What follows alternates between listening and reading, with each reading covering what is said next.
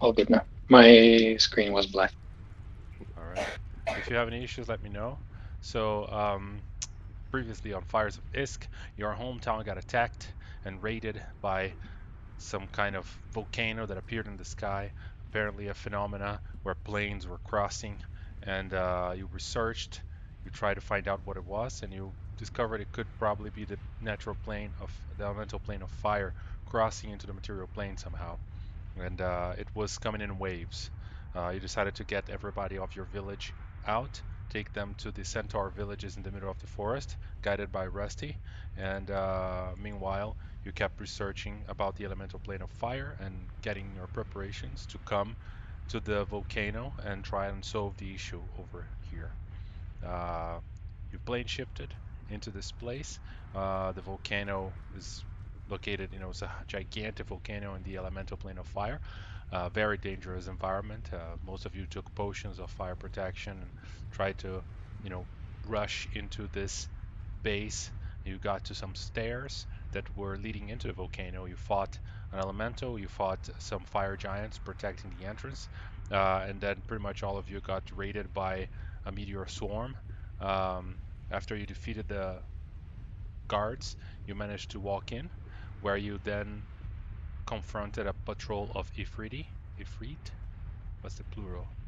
Anyway, you confronted them, and I think a couple of them, one of them plane shifted away, another one turned into gas and walked through the door to the east side of the room over here, and another one you actually killed. That's where we stopped. You are now standing on this balcony, which is about 20 foot up in the air. You can see the center area downstairs, and there's like two doors to the east and to the west downstairs. And here at the balcony area, at the elevated area, you have four doors. One to the south, which seems a metal double door, which is way more robust than the other doors, and it looks like it's engraved with several runes. And then to the right, you have a smaller metal door, and to the left, similar one, and to the north, you also have a double door, which seems a little bit rusted, not as reinforced as the south one, but still, it's a double door.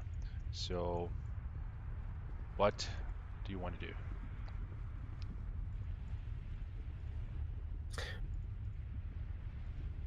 The biggest mini store. I think I held the potion. I imagine that the biggest, most dangerous thing is behind there. So we Mhm. could do. Well, I also imagine it's probably not going to be as easy as opening the door. Yeah.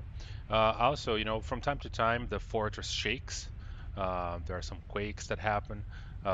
You are, for the most part, you're able to, not be bothered by it, but it's not fully stable. You are, after all, kind of inside a volcano. Right? Is that the DM way of saying that we only have a limited amount of time? It's the DM way of saying that resting here is impossible, Ah, except for a short rest, maybe. I was gonna say, can we just sure? in that case, maybe we do just try and cut the Hydra off at the head. Just enough short rest to not leave me at half health would be great. Although, Short rest. Yeah. yeah. I think a short rest might be a good idea. We did take some decent damage in that last fight. Well, Yes. Yeah, feel free to All short for one. rest. You have 20 hit die okay. that you can use and heal yourself a little bit. You take a moment to rest here, and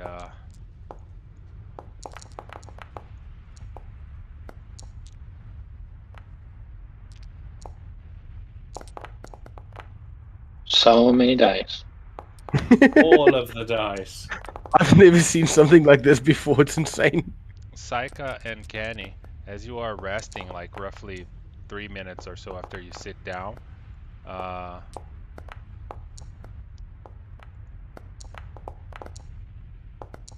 you All of see these dice drop out of the sky, and you need to roll a dex save.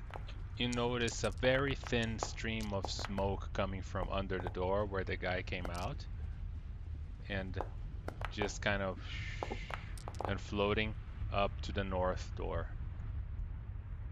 Mhm. And it looks like The same way as when they used the gaseous form before? Yeah. Looks similar? Okay. If I was to gust wind at this smoke, would I be able to push it away? Or does Well- that not seem like Well, you are resting, so like Well, if you're yeah. gonna stop the rest, then all this dice you rolled that doesn't count. I don't want to have to undo all of this. So I'm just gonna basically, keep an eye out. I'm gonna say you noticed, but you noticed when the smoke was already going into the north room, and it was like too late for you to do anything. Just like, yeah, whatever. Just kind of like moved from under the door to the other.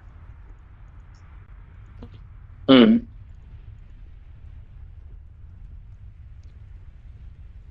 So what's Just your stay next alert. turn? Open doors and fuck shit up? Sounds like a plan. All right. Yeah. Which door do I you think want? that's our normal way is just bang on the first one and see what waits. Like a plan. All right. Which one are you gonna try and open? I think the big bad just went to the north door, so Yeah, unless you want I'll to check. try. I'll try this one, I suppose. Right. Yeah. Yeah, it's Yeah, why not? you really don't see a lock on this. It's like very well sealed, and like I said, there are some infernal rooms all over it. Not infernal, maybe primeval. You don't know exactly. It's clearly like a warning. Um, it looks like a prison door, to be honest. Oh, Looks like it was put there not to open, and it hasn't been open in a long time. maybe we'll find. Maybe leave it closed. Obviously, you can try, but you can try and do anything to the door, of course. Can't believe I'm saying this, but maybe leave it closed. Yeah, I think what that's the the hell most happened to sensible you? thing I've ever heard you say. I've gone safe. Wisdom has finally arrived. And Zoloth It has only finally had an took effect. 20 levels. Maybe don't open the door. Psych. I opened this door. all right. Okay. Yeah, as you open that door, it's you see on the other side a big silver door. Um, it's silver colored, but you don't know if it's actually made of silver. But it's a double door, and it looks also it's one of those like it lifts like this, so it's not a door that opens like this. It just kind of like you can tell Slides It's a up part- into the roof. yeah, it slides up, and it seems extremely heavy. Is it locked? Can I perceive if this floor is trapped as well? As I look at it? You don't find any traps, but you do notice one moment.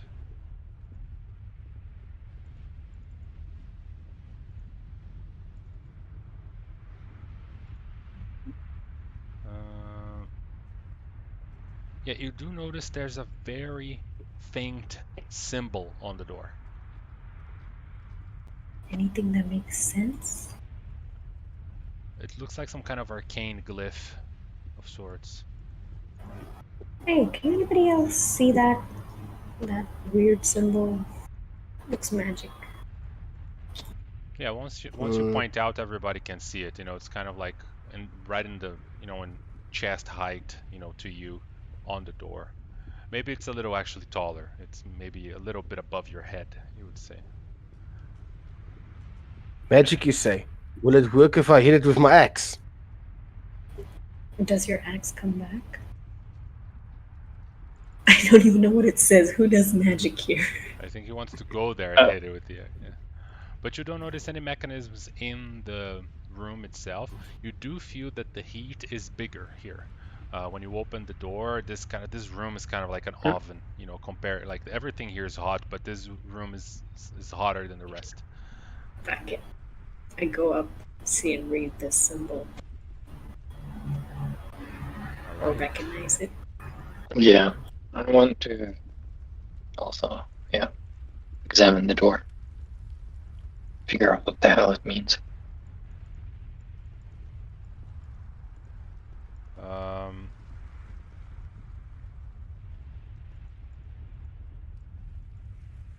Yeah, so you can make an Arcana check to try and find out what it is, basically. Mhm. Yeah. You're pretty sure that's a symbol of death. Oh, Um, lovely. I've Somebody seen that before. somebody put this here recently. So it looks like they're sealing this door essentially. Um, Can I use my divine sense to see if I can determine if there's any undead on the other side of the door? Let's see through total cover. yeah, Divine Sense is blocked by total cover. Oh, yeah, so it is. Can I use it anyway? Sure, you can waste it if you want. But basically, yeah, you can feel the heat coming from the door as you approach. You know, it's filling up this room, so it clearly opens up to a hot area. However, somebody put this symbol here. It looks like they put it on this side, probably trying to hide from somebody coming from the other side. Like your impression is that this door maybe leads outside, and somebody put the symbol here, not to let anybody in. It's like a glyph that would activate if somebody tries to come in from the other side. Yes, it's a symbol spell. It's Okay, yeah. yeah, it's you can All right. choose the symbol you inscribe, and they chose symbol of death. Whoever. Yes, this I is think- to keep people out. I imagine our business is on this side of the door. Shall we check the last door before we check the first door? Sure. You were the door expert. How do I trust you? Alright. So That's so expert. Sorath approaches the east door and opens it up. It opens up into some sort of library. You can see these stone shelves to the north and south, and tables with tomes and books and all kinds of, you know, just it is literally an office or library of sorts. Um, and it looks like it's unused for a while now, but there's quite a bit of material there. And there's another door that exits to the east. Hmm. Can I try and listen what's behind this door to the east? Sure. Yeah, you put your ear to it. You can't really hear much. You do notice as you approach the door to listen, there's this symbol which looks like a holy symbol on the door, but like it's like a decoration. You know, it's not like the symbol of death back there. It's just part of the door. Seems to be some kind of decoration that you usually it's like in kind of bas relief. You would usually see this type of thing in the entrance of chapels or temples, but you don't know this iconography. Okay. Holy symbol. Prayer. Anybody recognize this? If does anybody Okay, have is it the symbol of religion? Kalimvar? Because that's the only one I know. No, it's not Kalambor. Well, fuck. Yeah, it's not a Kalambor, but basically you have all kinds of books out there around you, so you could spend 20 minutes or so, maybe half an hour, going through some of these books and trying to figure out what that symbol may be. And if you do that, it would also give you advantage on intelligence history checks or religion checks relating to the elemental plane of fire. Essentially, if you spend some time here just reading stuff, then in the future, if you want to find out anything about the elemental plane of fire, you may recall some information, you know. Probably worth Um, doing. It would While be we're the here, smart I'll thing. also use my magic awareness to see if I sense any magic in our direct vicinity as well. Magic awareness. Okay, it's like a detect magic thing, right? Basically, Yeah. yeah. Yeah. You don't notice anything magical in this room, no. I mean, except for the torches, who seem to be, you know, flame, continual flame. Everything else, you know, seems very much standard. Can't we just say we took our short rest here? Would have been the smart thing to do. Well, the gas guy was there, so Yeah. Just open the door. yeah. Mm. All right. Don't worry, I would have done it. Yeah. I'll pop open the door. So Seka, you open the door and you see a statue. It looks like it's pretty pristine, undamaged, and it looks like some kind of deity that resembles a dwarf, really, but just it has this kind of flaming hair and flaming beard, and it's like a fire dwarf of sorts. I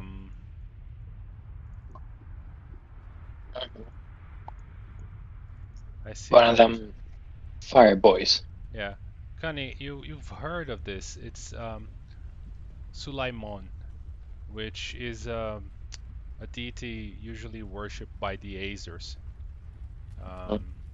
which are these creatures native of the elemental plane of fire. So this is depicting their deity. What's the domain? The forge, or? Yeah, you remember seeing the statue in that forge. It looks like they worship this deity, and it's like they're their patron of their people, essentially. Just like Muradin is the patron of the dwarves and Kalaran is the patron of the elves, Sulaimon is the patron of the Azers. All right. Cool.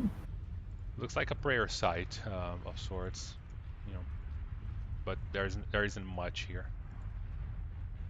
Can I try and maybe pray to it, actually? Sure.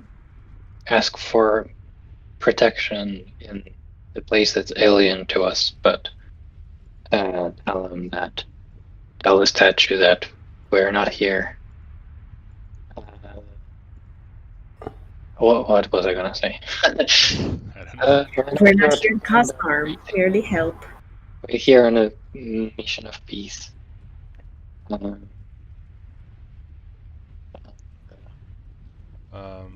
Ask for a favor.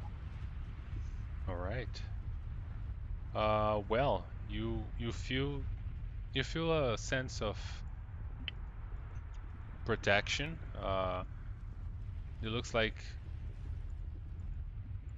this deity may be on your side.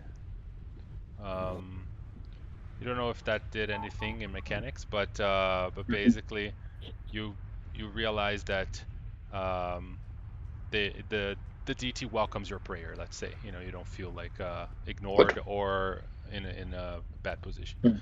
I'm gonna remove your bless, guys, because I think at this point it's over. You did a short rest. I don't know where its domain, so to speak. So I just wanted to make sure we're being respectful. Customs. Right. So that door down there, does it look like it's been sealed recently, or does it look ancient? Like, what I'm trying to say essentially is, does it look like the original builders and inhabitants of this place Yes. sealed someone there? Okay. Yeah, it looks very much ancient. Like this has been here for ages. That door. It was certainly built in this place. There is no sign of tampering or anything like that. Maybe we should just knock and say hello. Who's there? Can certainly try. It's always an option. Yeah, why don't we do that? Yeah, fuck it. I'll do it. I'll knock. I'll be like, is anybody there?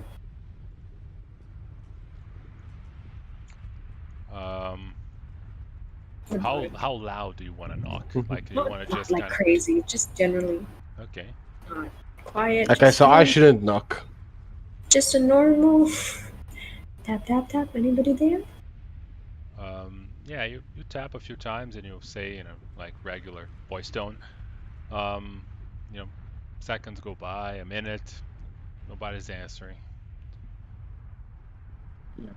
Nobody's home. Knock it down if you want, I guess.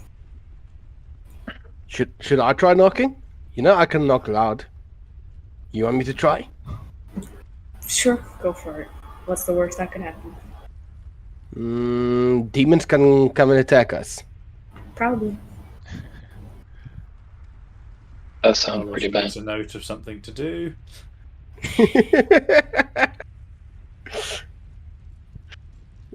I look at the guys like, okay, so you don't mind if I knock loudly?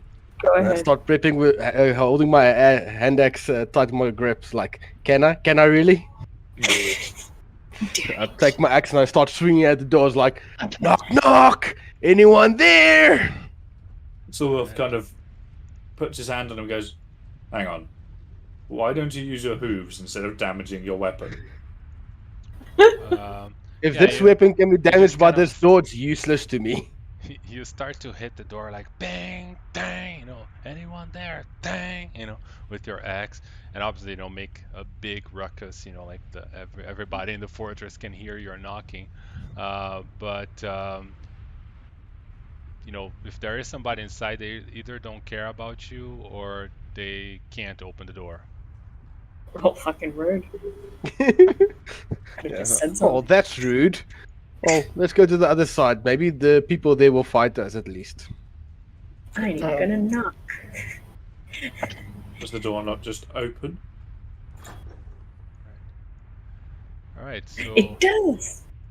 yeah, you open the door here, and you see Oh fuck. an Ifriti woman. Mm. She's sitting by a throne of stone in the Just other hot. side, and then she just kind of gets up, and you can see she has her rapier. Next to her, there's one of those fire dwarves that you've seen depicted in the bas reliefs downstairs, and it kind of reminds you of the statue that you saw, but obviously this is a normal one. It's not a god.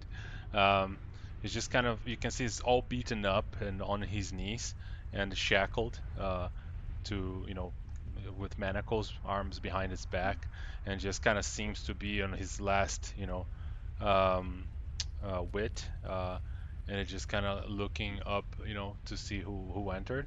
And this woman looks tall, similar to the Ifriti that you fought. You can see an Ifriti standing next to you here behind the column, and it's just kind of like ready to fight, and you can see he's all wounded and stuff. It looks like the one you fought before. And you can see that the woman, just the female Ifriti over there, just stands up and says, well, well. In common? She speaks in common, Oh, even though nice. she has a weird accent. You can see it's not her native language. And she says, what are you doing here? Get out of my fortress. No. We will as soon as we find out what's going on and stop it. I can see this is a bit beyond your water-clogged minds to grasp. Look, leave or I'll kill him. Does that work? Who is that? She has the sword on the neck of the... I don't even know him. Who's this random guy? Hold up. Your Highness? Who exactly are you? I'm gonna be honest, we don't know exactly what we're walking into here. Just a little clarification would be She great. says, my name is Sasha Baltazar. I have claimed this fortress several days ago, and I am using its forge for my own purposes. I have arrived first. You have no right to claim it from me. Now leave or face the consequences. No, you can keep the forge. I don't need it. Who's that guy though? I pointed at the little dwarf. This is the Aegis. He is now my slave. And then she kind of knocks, him on the side, and then you can see kind of like spits on the ground and says, I will die before I call an Ifriti my master. And then she's like, yeah, keep repeating that. This seems very tense. Any of you happen to know why this plane is becoming unstable? Would be great. She says, it's none of your business. Now, you must leave and leave me to finish my own business, or, like I told you, we'll force you out. Who will force who out? Just look at your men. First Count of how all, many are that's left. really rude. Second of all, it would be an honor to fight you. Well, all right. Well, she is going to start casting a spell. So Yeah. Well, I'll cast a spell as well. Yeah. All of us. I'll do one too. all right. One thing, I'm casting Still Wound Strike. I Misty Step and just bitch slap her in the face. I was just gonna Misty Step and help out the dwarf, man. At this point, as you see her start casting a spell, I'm rolling initiative. Nobody's surprised. Okay. We're just gonna go on initiative order so that we can determine Seems what fine. happens. All right. God damn. Did I really roll that amount? Okay.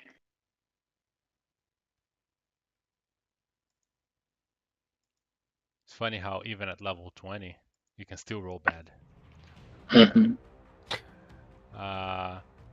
So immediately as the fight begins, this Ifriti over here moves in and tries to attack Kani with his scimitar. Missing, Prize being the operative word. and then missing again. You can see he's trying to get revenge. He's just kind of like rah rah, but Kani is too fast, and he hasn't still learned that her fighting patterns. And then as soon as he finishes his turn, you can see that Sasha just kind of, twists her scimitar a little bit, has a legendary action, and just kind of fluff cuts off the head of this guy here, who is now dead. Unfortunate. And that changes nothing for us. And now it's Rusty. Like, finally we get to fight a little bit. Okay, so I'm just gonna activate my. Just want to see if it's gonna add it to my stuff.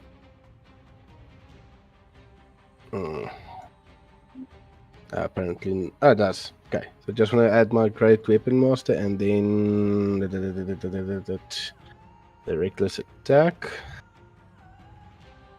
Alright, so I'm just gonna go straight up to this guy and attempt to hit him with my Great Axe. You managed to. 29 damage. Yeah, you slash at him. First time, he's pretty wounded. It's like, you can still live through that. Let's see if this one works better. And then I go a second time. That one misses as he parries your attack, fighting for his life. Like, hey, they still have some life left, guys. This is going to be fun. And then I'll just end with going into rage. Okay. I'll give you the rage thingy. There we go. Okay. And with that, Suroth. Okay, so I am gonna move up to this one. One moment. When you step... Oops, sorry, I'm moving everybody. Didn't mean to do that. 1 second. When you step here, I need you to make a dexterity saving throw. As you seem to step through the floor. Oh. Yeah. So you step through the floor, and 1 moment. Let me just see what happens here. How low can you go? Can you go down low? Yeah. So you step through the floor, and immediately you fall into lava. Ooh. And now it becomes obvious to everyone what's going on, as there was some kind of illusion or hallucinatory terrain or something that was making it seem like it's floor when it isn't. And I'm gonna show it to you just a moment. Would it help? Okay, I see now. So it's like a fire pit. Would it help to cast feather fall on him to slow down the fall, or is it like directly under? I'm not sure what the distance is to the lava. Yeah, it's pretty quick. It's right under. So you just kind of Okay. slip through and fall in the lava, and that gives you 8 to 10 fire damage. As you fall into it, just kind of start to burn. If you have fire resistance, then you have that. So yeah, you just kind of fall there. You can climb up with an athletics check. I don't know what I'm concentrating on, but okay. Me neither. Guess maybe it was less. I don't know. Maybe? It's not aid, is it? No, 8 is not concentration. Okay, I removed it from you. Right. So you fall into there. You can, climb out using an athletics check to climb the pit. Fuck that. I am going to Misty Step out. Ah, okay. That works too. And I am going to go here. And then for my action, I am going to... which one do I want to do?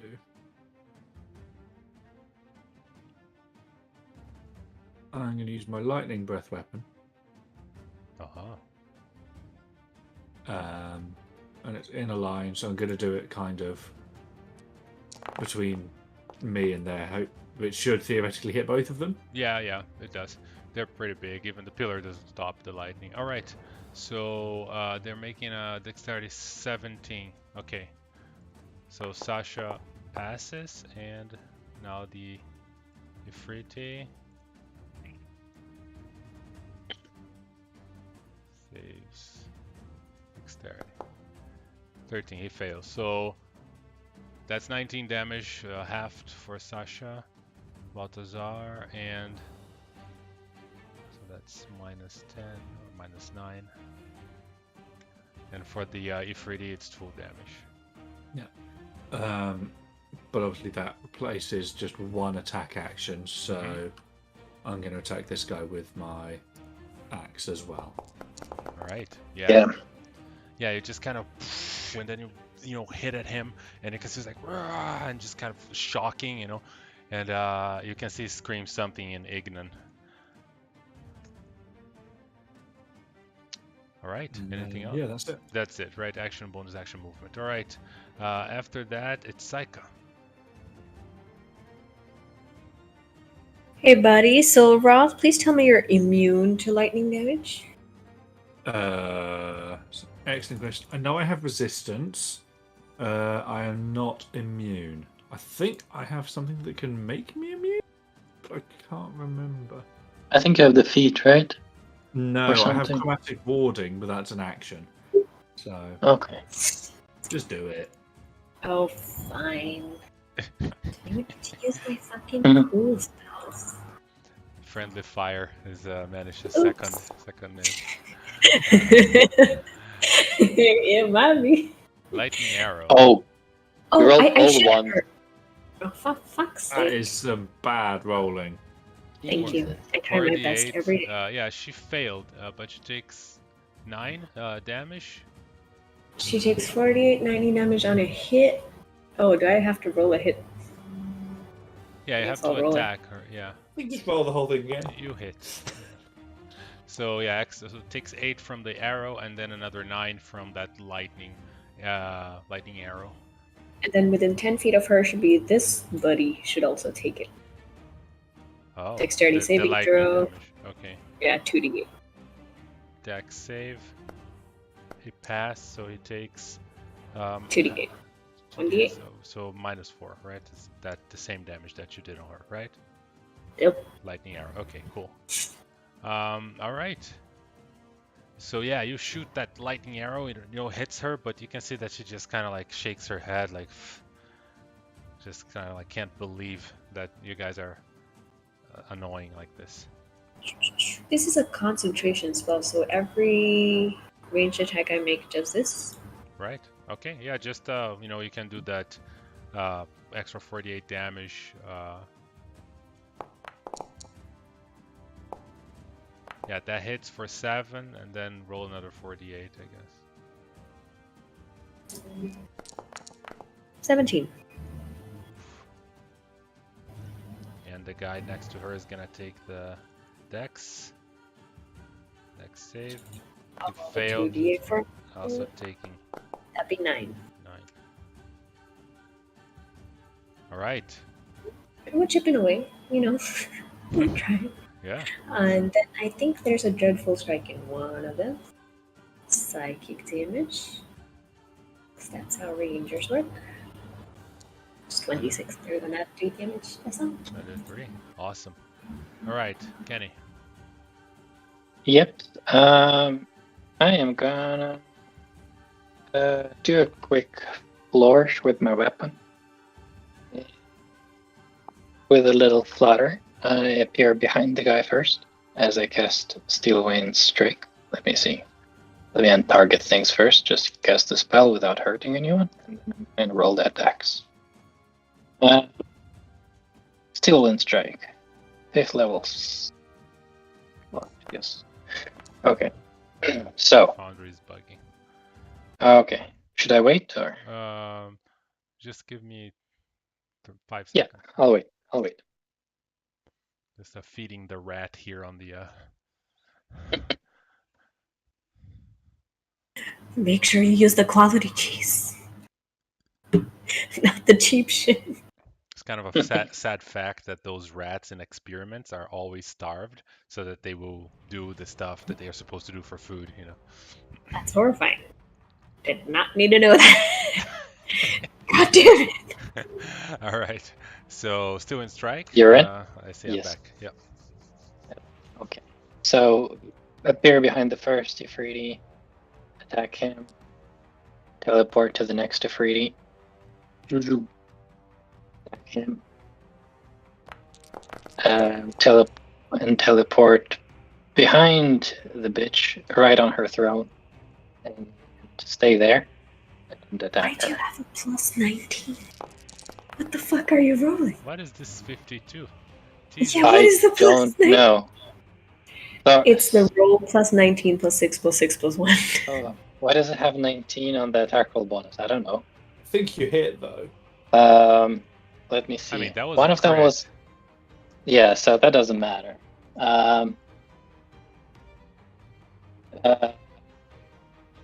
So that So- that last hit is on the woman, not on the Ifrit, because you just. Oh yeah, the last hit I forgot to retarget. Sorry. So the last hit, the critical, was on the woman. All right.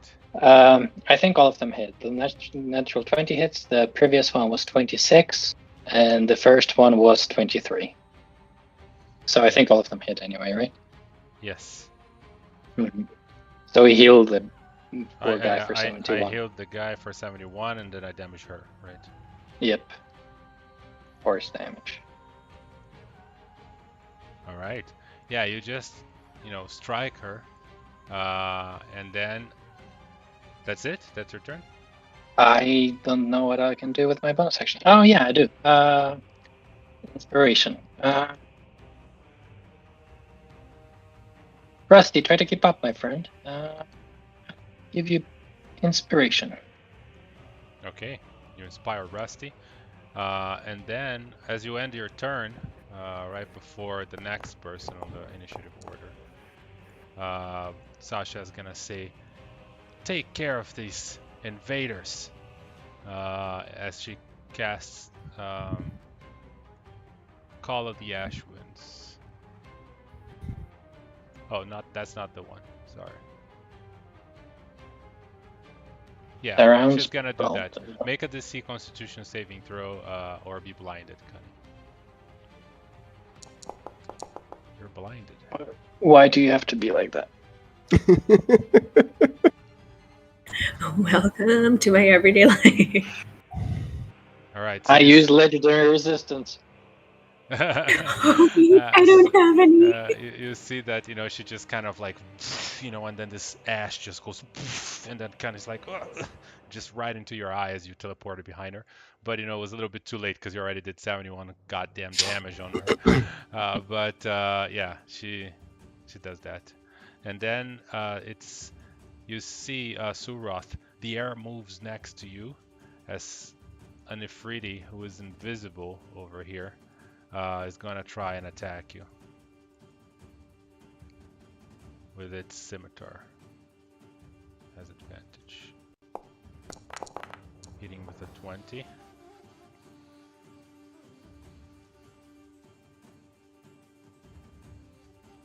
And then obviously when it does that, it is no longer invisible.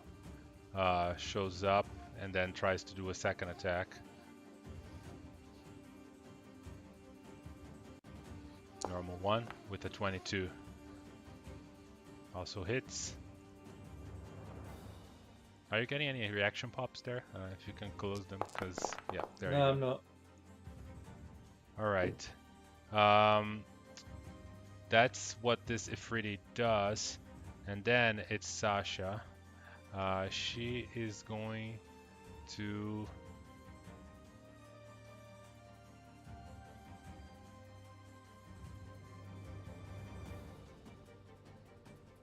You can see that she moves her hands, casting another spell, and then seems to simply disappear. Just kind of boom. You're pretty sure she cast Dimension Door or something of the sort, and teleported herself away from the room. Howard. That was her, and then another invisible Ifriti on the other corner appears as it hurls flame on Suroth.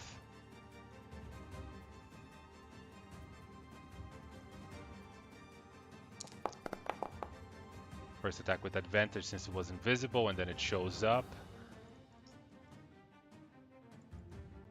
and does it again.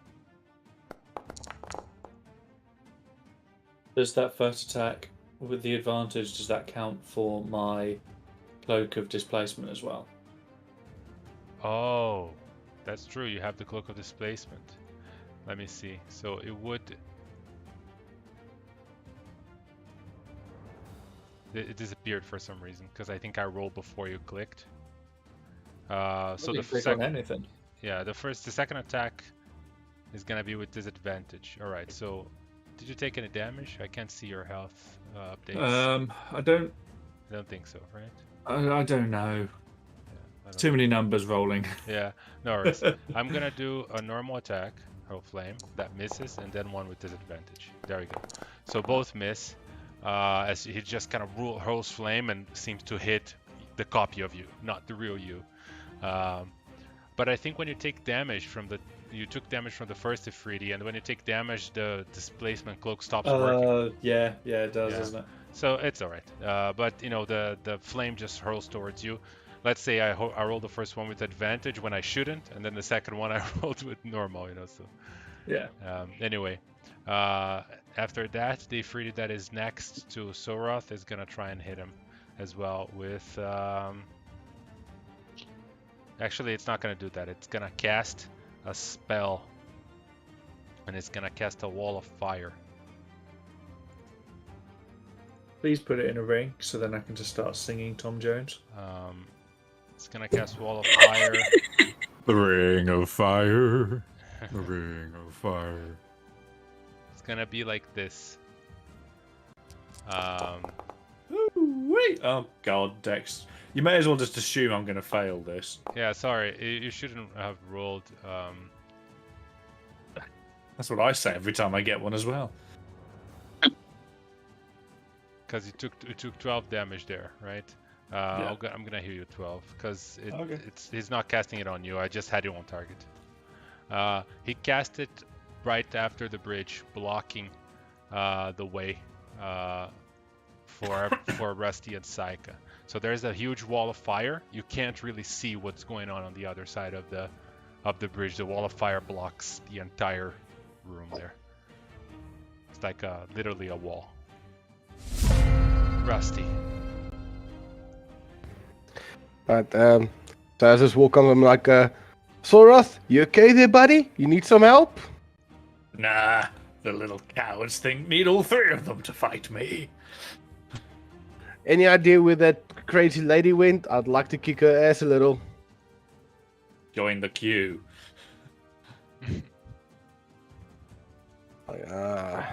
Damn it. Psycho, what do you think? Should I run I through the can get you- flames? I can get you across if you can hold any action. You know what? I'll trust in you. I'll stand here and I'll just prep action. You Well, got this, Okay. Psycho. when you get 5 feet of you take damage if you stand there. Stay where you Oh. were. Stay where you were. I didn't know that. Sorry. I'll stand still. All right. Alright, so I'll just ready action, as Psycho said, and wait it out. All right. So you're holding action but It will be attack action. attack action to attack anything that if you get in range. Is that it? That's it, yes. All right. Cool. Surath, you see the wall fire Okay. behind you. So it was this one that caused the wall of fire. No, it's the one next to you. This one. It has Oh, the in that constant- case, yeah, even better. In that case, I am going to. Let me just check some distances here. I'm going to take one step to the side, and I am going to, because that won't trigger opportunity attack, will it? Yes, from this one. Oh, bugger. In that case, I won't bother. So, I am going to use destructive way. You know what? No, I'm going to take the risk. I'll take the opportunity attack Okay.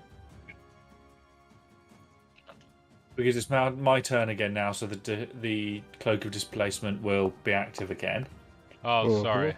Then I will heal you. Yeah, I miss with a 2. Excellent. So whatever damage you take there, I'll just heal it. Okay. So I'll heal 19 from And then I'm not going to target anyone just in case this doesn't quite work properly. I'm going to use destructive wave. So it's Ground. going to choose. If I put the template down, it's going to choose everyone, All but I right. get to choose who it affects. Should I just No, not put the template? the automation is gonna hit everybody, so don't do that. Okay. Just right click somewhere on the screen that it doesn't place the template. Yeah, I've got rid of it. Okay.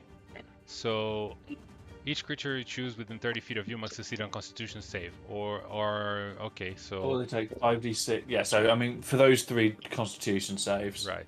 So first one to the left, con save, failed.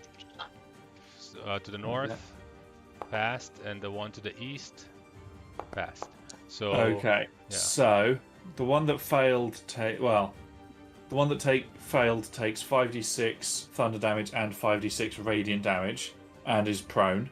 Oh my god. So Yeah. that should hopefully get rid of the concentration. The other 2 take half the damage and are not prone. Well, So the one that fails is the one on the left, not the one concentrating on the spell. So oh, it's not. Okay. yeah, we're gonna roll 10d6. Jeez, okay.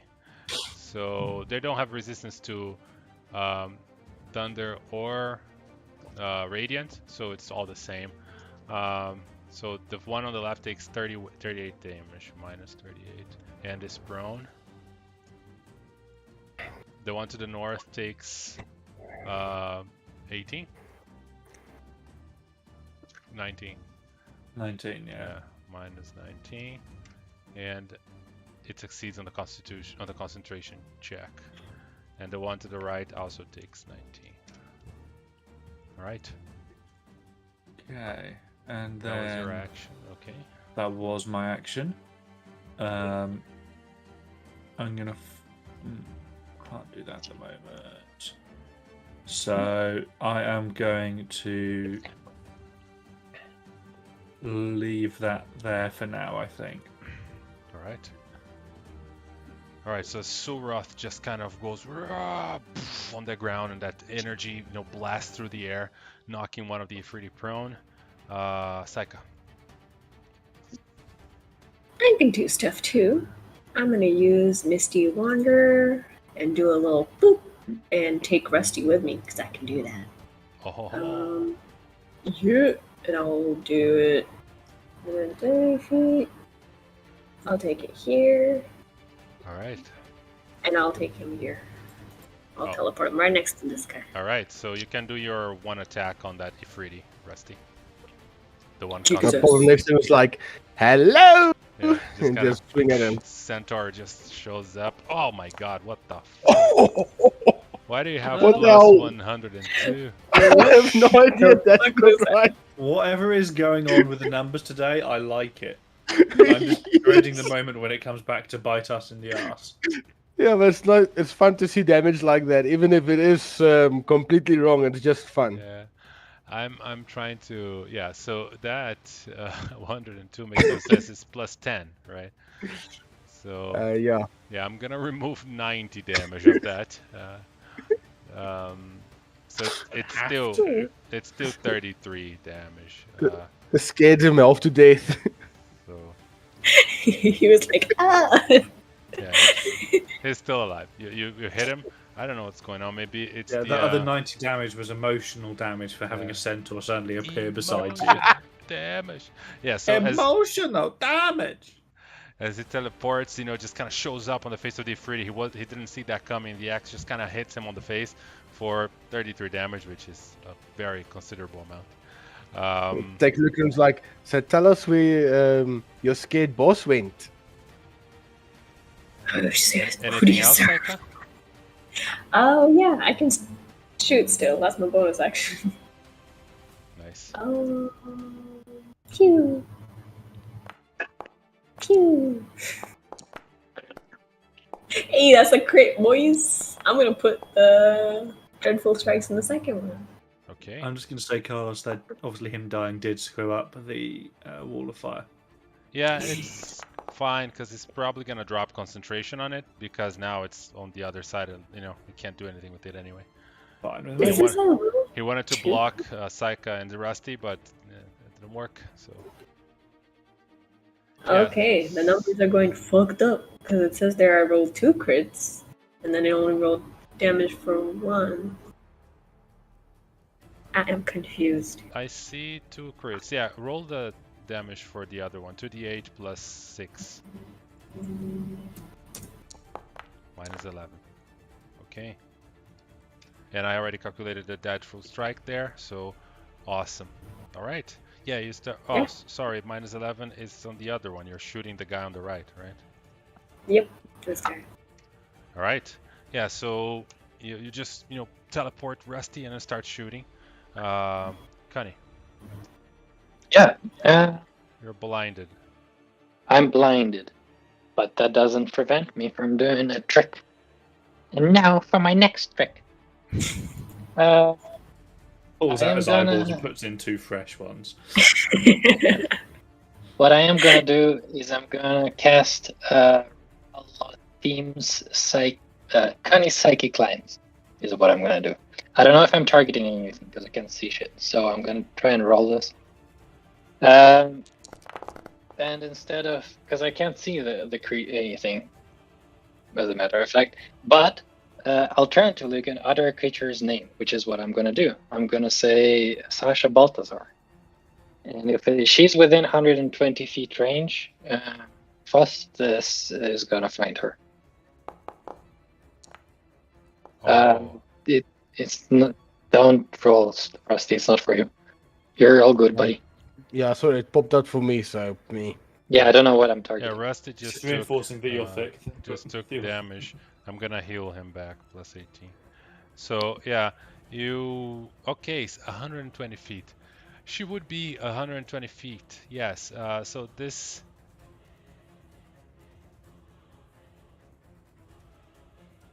So it follows her. All right. It does Yes. it find a path or? Yeah, Oh, it's because psychic it's power. It goes through things. Yeah. Okay. Yep. All right. So I'm gonna damage her. and she's incapacitated if she fails. Yeah. It's a DC 21 intelligence. That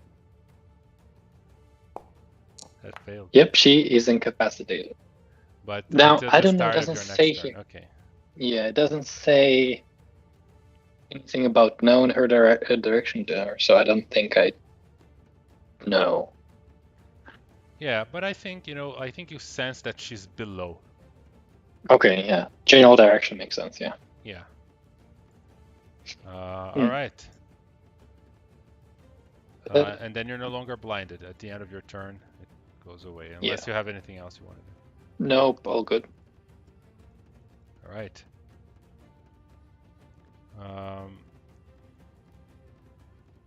Well, this Ifriti over here is prone.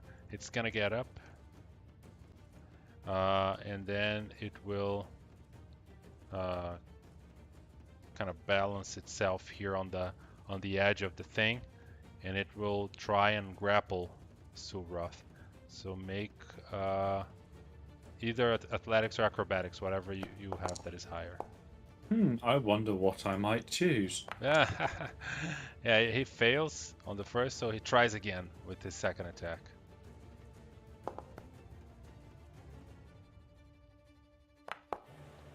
All right, he grapples you.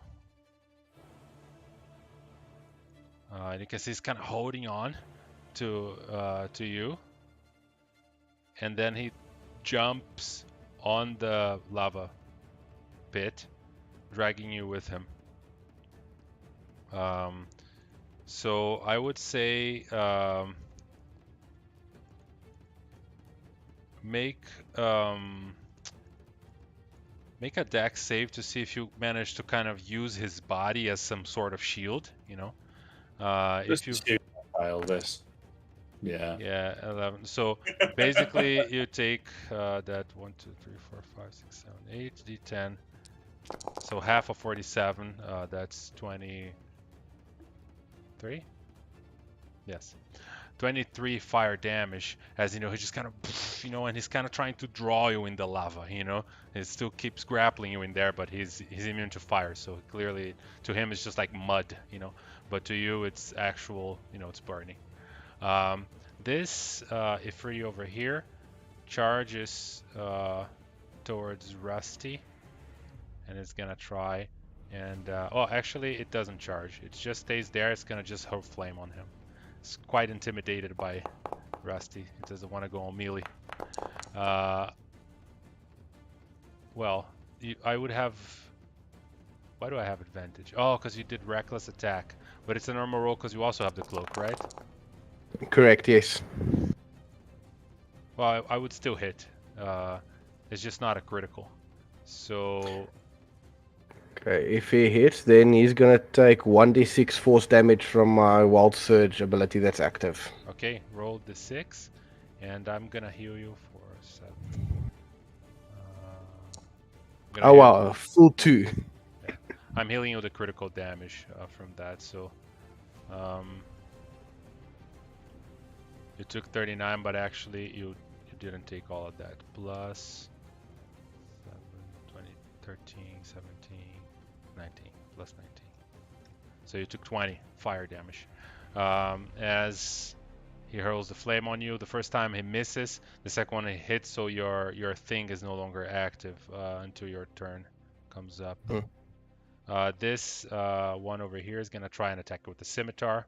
That is a crit. Oof. He does have advantage because the cloak isn't active. Okay, so he's also gonna take that damage then. Yeah. So he hits you. Actually, he gets a bit more. Yeah, he hits you for 33, which you kind of half most of it because it's slashing damage, right? And then he tries again, but this time he misses, and he takes 6 damage from your thing. All right. That's Rusty. Round 3. Yeah, so take a look at him. Like, okay, it looks like you're ready to play a little bit, so I'll play. And then just start swinging at him. Destroy him, Rusty. Destroy. Oh, Jesus Christ, that thing is so bugged. It's giving you plus 102. It makes no sense. Oh, my soul. I don't know what it is. I think maybe the rage. I'll check. Yeah, something. Instead of adding +4, it's adding 102. You're really it's- pissed off. Yeah, it's either the rage or the bolstering magic that's messing with it, because the bolstering magic adds a D3 as well. So it's one of the two that's messing with it, I think. Okay, some effect is screwed up right there. All right, I'm gonna heal him for 90 again. Well, he took. He had. Okay. So you did to him 31 damage total, right? All right.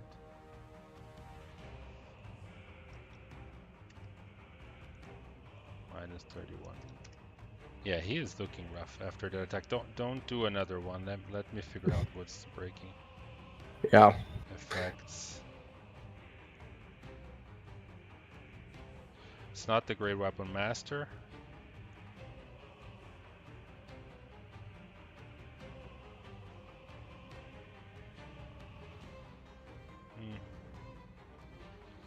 Because I've got the Great Weapon Master on, the Reckless Attack,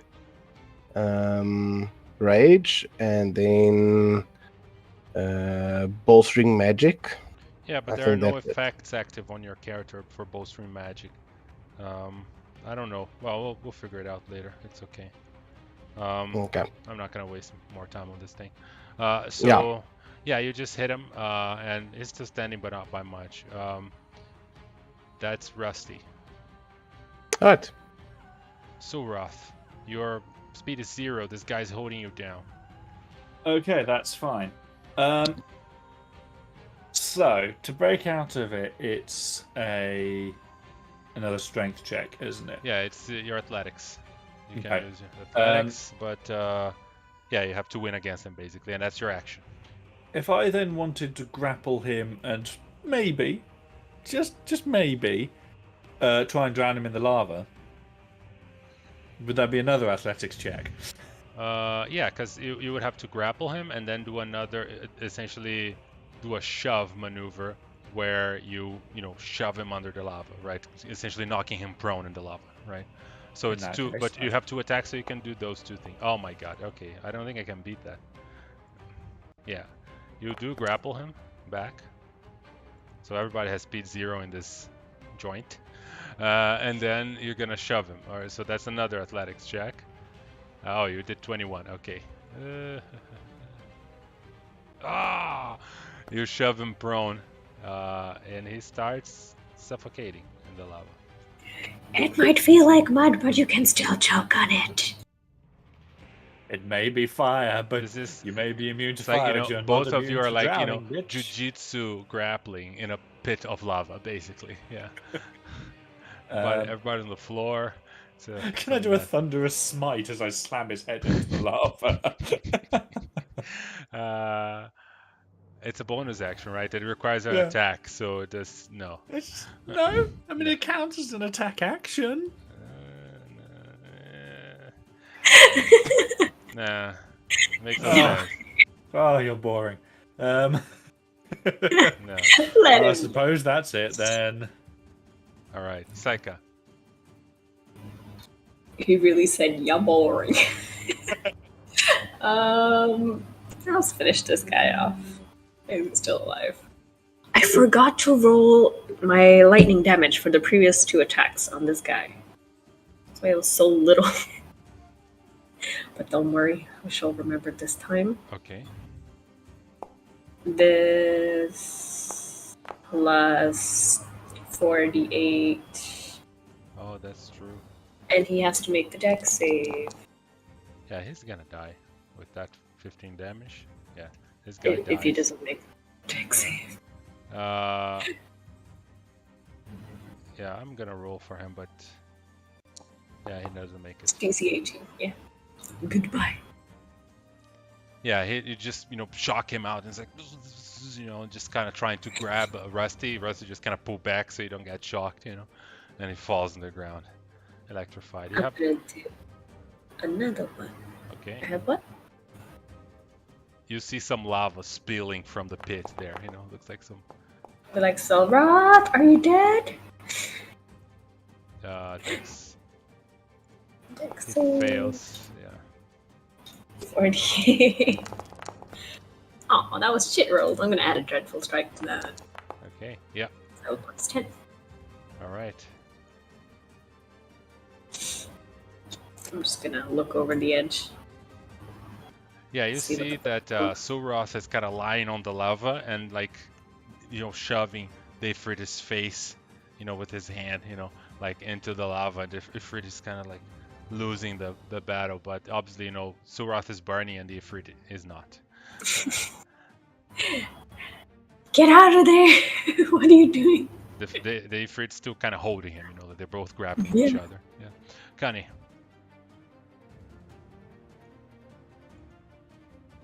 Is he around? Maybe muted? I am in fact muted. Thank you. So who's alive? The only one who's alive is under lava. Yeah. No, there's one here. Okay, I see him. Yeah. From my drone. Oh yeah, he's behind the pillar for you, but you know he's there. He was hurling flames at people. Oh yeah. Well, time to stop that nonsense. So yeah, gonna attack. Let's see. Come on, little buddy. Let's do this.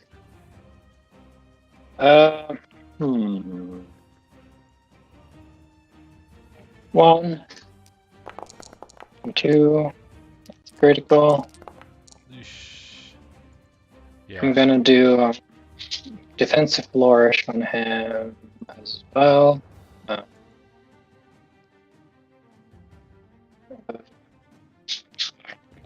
Master Virus this one, and another D6. Since it's a critical. Yeah, so Your armor 8 class damage is- on top. Yeah, alright. My armor class is plus 2, I guess, was the first roll. Alright. 23. Nice. Alright. So yeah, you start to swing at him, it realizes that he's outmatched in terms of skill with the blade. But it's not his turn yet, it's the turn of the guy that is under the under the lava. You can see that he's going to cast. Can he cast if he's drowning?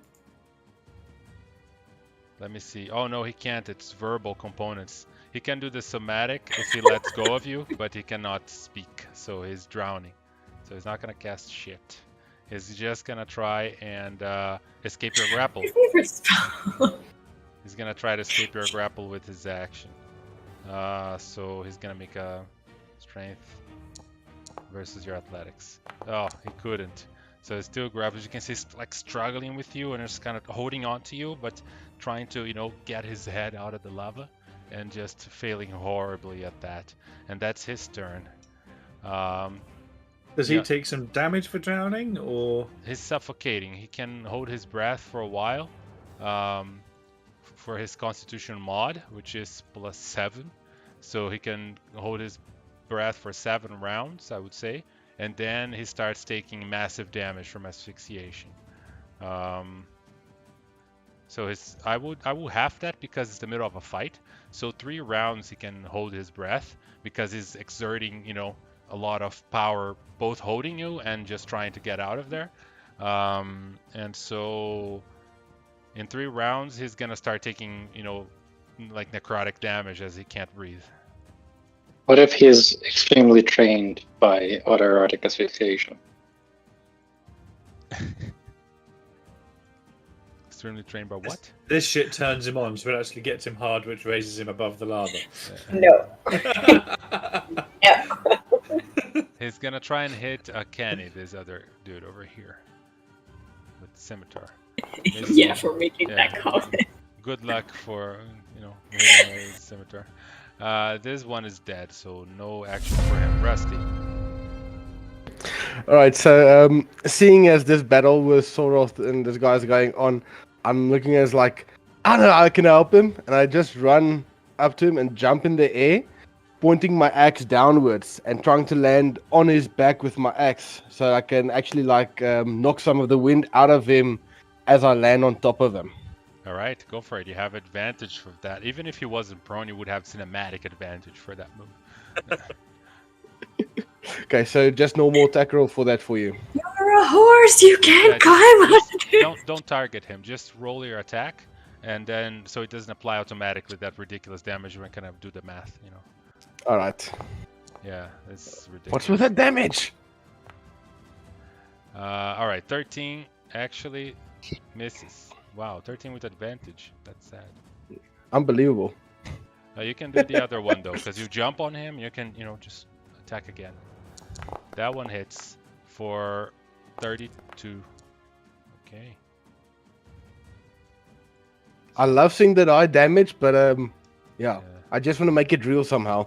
It's just getting old now. Yeah. All right. So you just kind of swing, and the first time you hit a hard part of his body, or the second time you actually hit him. So both of you are kind of piling up on this, giant Ifriti here. Drown, bitch, drown. All right, Suroth. Okay. Is there anything I can do to kind of speed up his drowning? Punch him in the diaphragm.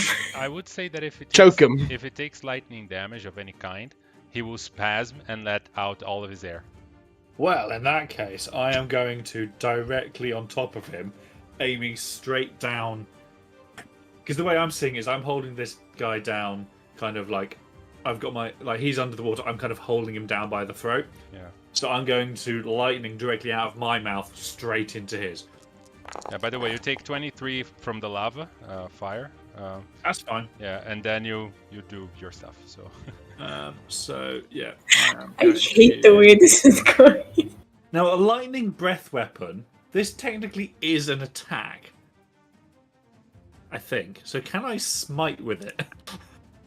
I'll allow it. Let's do it. I mean, whatever. It's a level 21 shot. Let's go crazy with this thing. It's called breath weapon. It It's- requires a And it weapon replaces attack. an attack Yeah. action. So then. Yeah, plus he fails that 2d8. miserably, because he has disadvantage. Plus 2d8 smite damage. All right, plus 7 smite damage. Okay, so he takes that, lightning damage, and you can see he's just kind of, just kind of spasming from it, and then obviously, he lets out all of the air he was holding. So now he is already drowning. Now I forgot how suffocation works, but I think I'm just gonna wing it. He's just gonna take an X amount of necrotic damage every round. He can't breathe. Just roll a d20. Whatever it lands on, that's how many d10s of damage he takes. Yeah, there you go. Oh, Nice. Okay. Now that's Saika. okay, I guess they're busy. The Shall I wife disturb brought One way of them? putting it, yeah. delicious potato soup. Oh! Dexterity save? Oh. Yes. Dex save. Boop. Mhm. Failed. Ouch. 19 damage. You're hitting the one on the right, right? Or Yep, this guy. I think they got him handled. They're busy with their Literally. yeah. weird shit that they're doing. We're choking, drowning him, okay? Yeah, he failed. I don't want to know. We're killing someone who's immune to fire damage with fire, just differently. Let me do I've it. always wanted to do something like that. You're immune to it? I'll show you how I can kill you with it. Yeah. It's like Immunity is a challenge. Nothing with more. the fucking pencil. It lets me think of Riddick kill the guy with a teacup. Yeah, the Riddick. Next time we use Fucking nut he's pencil. going, instead of having just like melee weapons, he's going to have brass knuckles that are just kind of just pencils between his, or like stick twigs between his fingers. He's going full Wolverine. Yeah, all right. Kenny. Knockoff Wolverine. Oh, it's my turn already. Yes. They're Oh. they're dying left and right, so. Okay, let's facilitate that.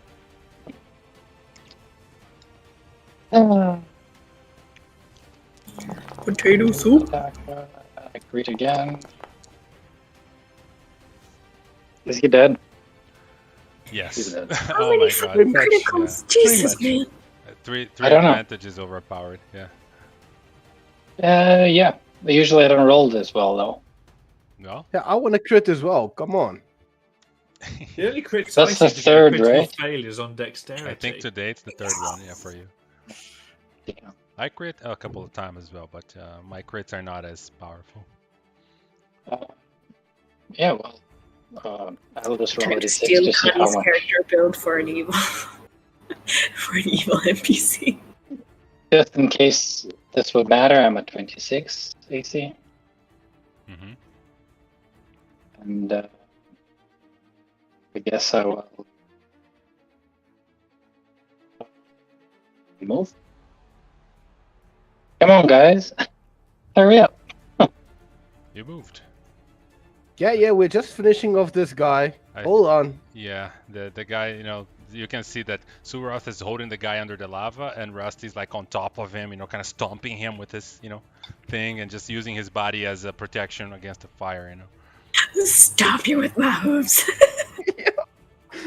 Feel the wrath of the horseman. Well, this Ifriti over here is suffocating, so let's do that thing. Roll a d20. Oh, we're actually going with that, are we? We're going with it. Oh, Wow. you called it. Oh. It takes 9. Well, I rolled well on the d10 at least. It takes Well, 9 necrotic damage as it begins to choke in the lava. Just put him out of his misery. Rusty.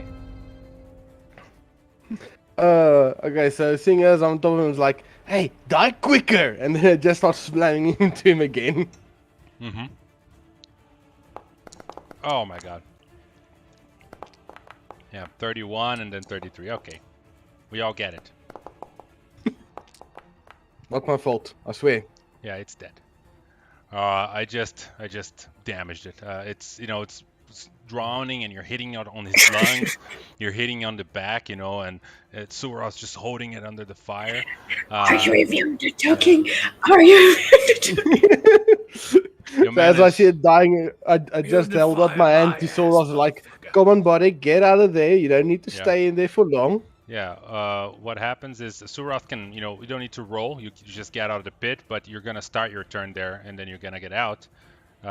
So you're gonna take another 18 fire damage, and then you can climb out of the pit, Yeah.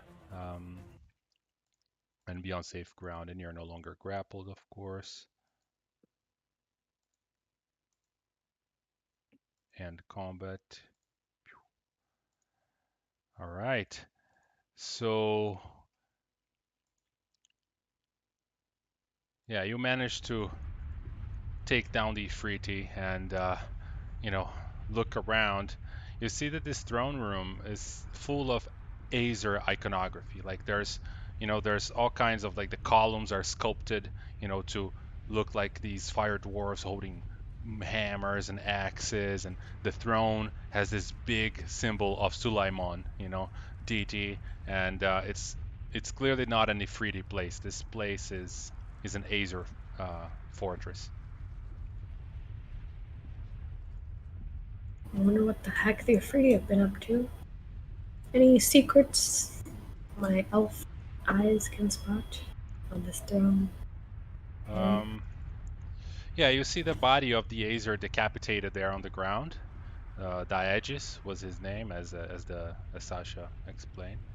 But he's dead. It's just his head is a few feet Not away. even Revivify can bring him back. Yeah.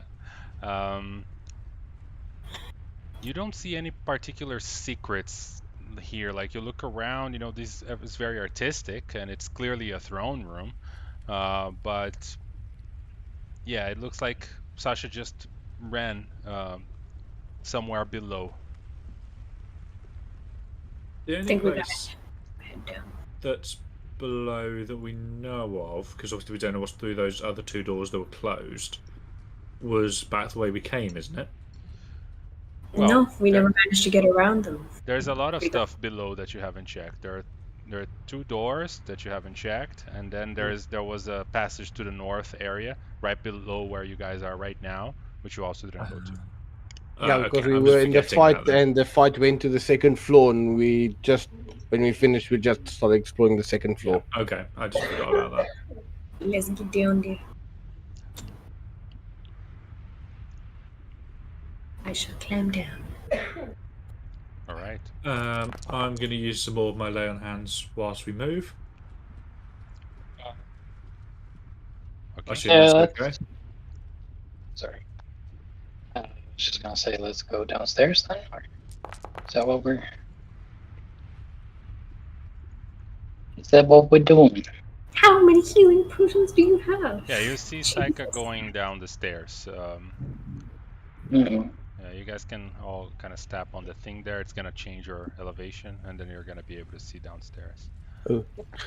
Sorry, Carlos, can you just undo that one healing potion for me? Because I see it didn't add any of the 2 selves to my. I didn't tag myself. Oh, So then I would actually only need to use the one then. But now I deleted it off my consumables list. aha, okay. It's potion of healing superior. Okay, I'll give you one. Or Thank you. item, 216. potion of healing. There, I'll fix my health. Okay, it should be in your inventory. All right. So There it you is. Thank you. guys come down the stairs, and you see the corpse of I think one Ifriti that you killed, and there's door to the left, door to the right, and there seems to be a light coming from under the stairs here. You came from the south area. Never did get to Yeah. open the door. Any sounds coming through? Actually, no, you don't hear anything. All right. That door opens into some sort of common hall. You see this long, hammered iron table that kind of fills the entire hall. It's quite tall, probably made for people to eat standing up. And you can see all of these small alcoves surrounding the area. They seem to be filled with all kinds of supplies. You see baskets with food, barrels, maybe there's some wine, there's some cauldron pitchers, all kinds of cooking and like supplies. And at the end of the hall, there's a set of stairs that goes down.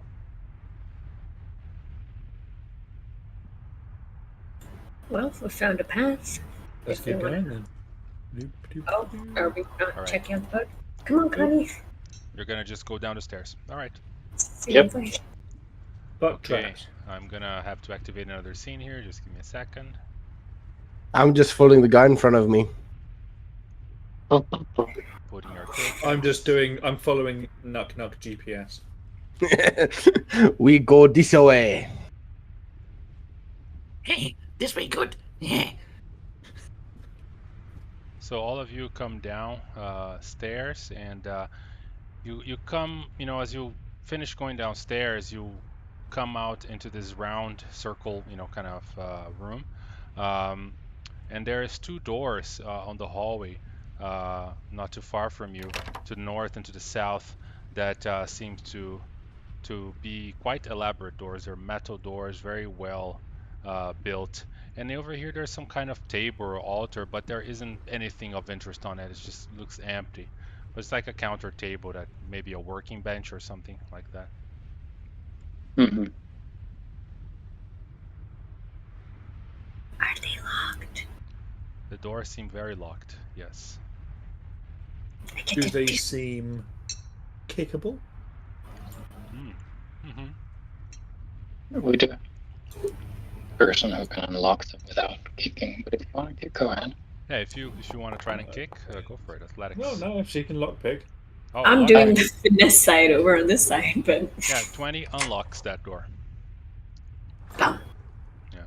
While she's doing that, I'm going to be looking at this other door here, which I assume is here. I can't actually see it. I'm going to gesture to it and just say, Rusty, would you be so kind? Yeah, you open that door, Sure. and it's a room with Treasure. with several things. Yes. You notice there's a lot of metals and weapons hanging from from the walls, and on the top of the counter, there looks like there's some kind of manacles or bracers, with chains attached to them. That looks very ornate and well crafted. Ooh, what the fuck is this, Connie? And while they're Um, busy, I'll just go on my hind legs, like, check this, and I just slam into the door with my front hooves, trying to break it open. Sure. no, Roll athletics. I do not have identified, but I am very curious in these things that Psych has shown me. Mm-hmm. Yeah, 25. That's exactly what you need to break these doors down with a kick. Thank you, kind sir. You kick it Oh, down. you know me. Yeah, and it's a similar room with a bunch of weapons and items hanging. Um, yeah, you're sure that there's a lot of valuable things in this room, but are you looking for anything specific, or are you just gonna Think- grab? I'll be back a Having second. having a look for anything that is kind of obviously going to be of benefit Mhm. against fire or a free tea or anything along those lines. Anything that would obviously help in this sort of situation. Right. Yeah, you figure that they have very little reason to have Fire resistance, because yeah, they always do. exactly. So that is you don't find anything like that, but you do find an gauntlets on the mixed around on the chest there. There's these beautiful ornate gauntlets that you're pretty sure they are gauntlets of ogre power. Oh, They make your strength 19, if it's not already 19. I think you don't need those. Gauntlets of OP. yeah, no use to me, unfortunately. Yeah, Oh. Yeah, same here. it's It's more like, hey, Nice. let's use these to Faker. She might be able to use them.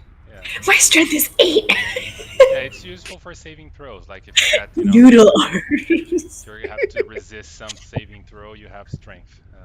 And there is also a pair of goggles of night, though I think Or I could use that if they give night vision. they do. Yeah, they give Oh, I 60 really foot of need dark that. vision. Yeah, I need that. I don't know about anyone else, but Now I'm good. Yeah, and I can't they see. don't require attunement or anything. You just put them on and you have 60 fantastic. feet of Because dark. I can't see shit. I think Connie would be interested in whatever manacles we found. Manacles. So I just gave Suroth 60 foot of night vision. Thank you. Now you can see. can see. I see trees of green. What about Psyche and Kenny? Do you want to search the room for anything useful? Oh, sure. I was searching for all magical, rare items. Any shinies to catch the eyes. Mm-hmm. Yeah, when you go grab those bracelets that are on the table, let me just roll an attack here. I'm sorry, what? Yeah, they latch onto you. They just kind of, they jump kind of and grab onto your arm. You are restrained. Rick, do you know the safe word? God damn it! Rusty is the safe word. Yeah, that's exactly what you need. You have to say the command word to release. Fire melon. Pineapple! I just don't manage this safe word, ladies and gents. No, you have not. Get fucked, Ted. Pineapple. Say Yours is so much better. Okay, I'm back. Sorry. Fire melon. You do realize it's a magical, shackle of sorts. Buddy, help me! What's I going don't on? want to be a part of this. Yeah, Saika was looking for a magic item in the room, and then she found some really cool bindings, tried to grab them, and then they attacked her and lashed onto her arm, and she's restrained now. That's I'm not great. into this shit. Make it stop. I'm guessing the spell magic would work on this. Dispel magic. Yeah. And dispel magic would activate the magic of the item, I would say, for at least, enough for you to get out of it. Can I use divine sense to sense if they have some kind of evil purpose, or if this is just part of what they do? Can I try to figure out if there is a command word for this? There's probably a command word, right? Yes, there is. You can do an arcana or look around the room to see if there's any kind of notes, about what the command word is. Well, yeah. Yeah. Yep.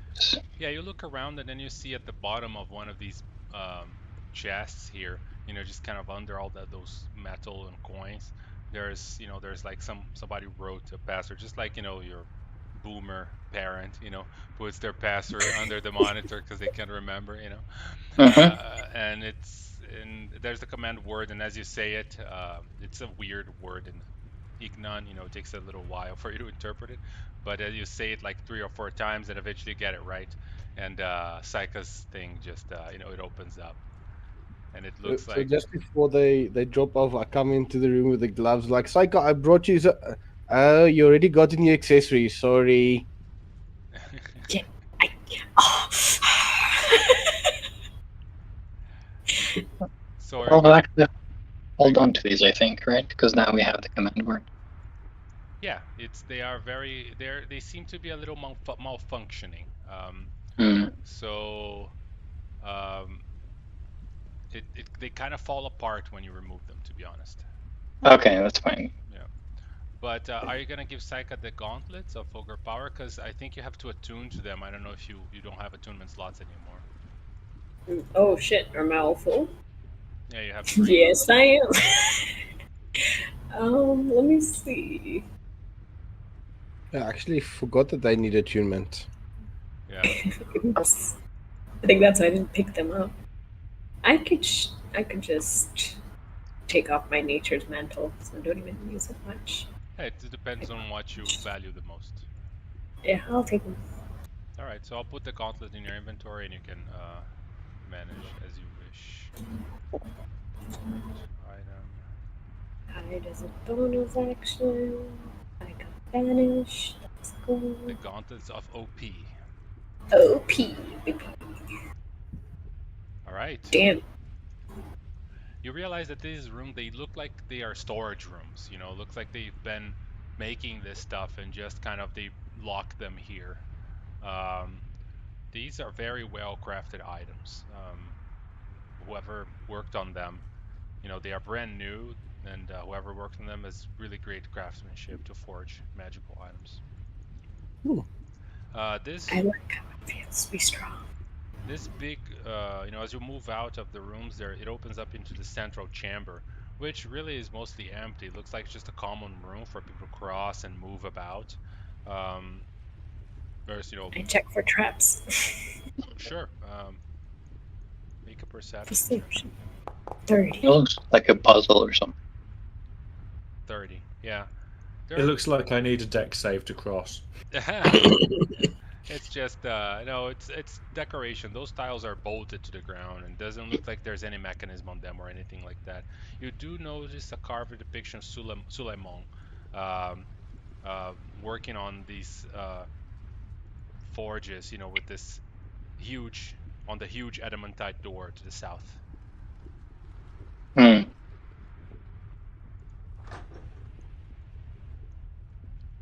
All right.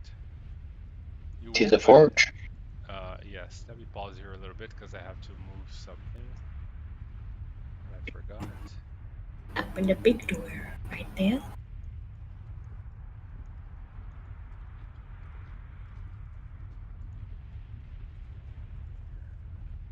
Looks like we found the forge. Oh, the place for the big bad. It looks like a giant lava pit and a little a gigantic stone pedestal. And you open the door, and you actually see There she is. you see Sasha is standing at the center platform down there. I am paused. There is this kind of empty room here, which seems to have a bunch of racks with more weapons and other stuff hanging from it. But it's mostly empty. I think we need to drown it in. You do realize that the gear that seems to be hanging, it seems rather mundane compared to, the kind of stuff you would expect in a big forge like this. You see, Sasha's just kind of standing in the middle of the platform. She turns to the door and says, "Ah, you're still alive." We missed you. Oh, well, you didn't give us a lot of people to play with, so they didn't last very long. So we came looking for you. You can see she's kind of like her, like seems to be rubbing her head, and then she just says, "Look, what is it that you want?" To stop the elemental plane of fire from destroying my favorite town. That would be a start. Oh, Yeah. so you think that we are crossing into your plane? Is that it? Pretty sure you are. I saw this giant fucking mountain appear out of the sky. Doesn't usually happen. Yeah, it's not like lava suddenly flew everywhere in the middle of the sky either. Just fucking hellfire everywhere. She says, "I came here because I know of a creature that rests under the volcano, the legendary dragon Talus Mir. I have been feeding her magical items from the forge in the hopes of waking her up. This will give, if I can control Talus Mir, it will give me great advantage in the political struggles of the city of Brass. I do not wish to get in your way. I think that the stirrings of Talus Mir may be causing the incursions in your plane. But this will end soon. I'm going to feed her just a few more magical items, and I'm sure she's going to wake up. And when she does, we'll leave this place, and the incursions are going to end." This Talos Mir, does she a nice dragon? Not nice dragon? I He's a believe she will dragon. be most grateful for all the magic items I am feeding her when she wakes up, and will be in my debt. Have you dealt with dragons before? Because She I have. seems optimistic. If this is indeed an old ancient dragon, it will use you, Or eat and you. then will eat you up. And then we'll eat everybody else, set everything on fire. The Mhm. usual. Oh, you're telling me You- that the dragon's not going to want to work for me? No! And you Dragons work for themselves. It will step on you in 2 seconds, and it'll be like, finally got rid of that cockroach who thought it could control me, and then it will just go and cause chaos or whatever it is dragons do. You can see But that. let's be honest. We're in the plane of fire. It's probably a red dragon. And if you think you're immune to fire, you should go see what we did to your buddies over there. So, She looks at you and goes, "Well, it does seem a little unstable down there as of late. I have to confess." Just consider your options, your life choices. Look, what if I just move away and let you deal with Talismir? I won't get in your way. I won't do anything. You can deal with her as you wish, and your plane incursion problem will be solved. And I will just go back to the city of Brass and live to fight another day. Are you entirely sick? Listen, sweetheart, you're the one that caused this, and you think you're gonna just go away and not help us solve this? Yeah, you've got another thing coming. You're gonna help us solve the problem that you created. You can see that she kind of looks at you and says, "Fair. I will help you against Talismir. Perhaps we can even subdue her together." Oh God, are you that thick? Okay, got it. Yeah, you know that Ifriti are obsessed with enslaving other races. Like there's kind of a thing that Yeah. they do. Yeah. Well, Very well. good to have a buddy. Talismir is further down into the forge. Now, I can just walk through the lava, but I don't know how you're gonna get there without burning yourselves. Regular Where human is... ways. Sorry, Daniel Duclair, you kind of missed the sentence. What did you say? Where is she? Further down, to the south. Just Okay. Through the passageway. Well, I can dimension door one person with me. So can I? Are you sure you want to check any other rooms? Maybe yeah, they have you can shiny. see not too far down that corridor, even though it's not on the map there. You can see that there's like some kind of like little stone island kind of floating on the lava, which seems to be, you know, high enough from the lava that you wouldn't burn from being there. You could dimension door over there, or fly or anything. I also have a potion of flight, yeah.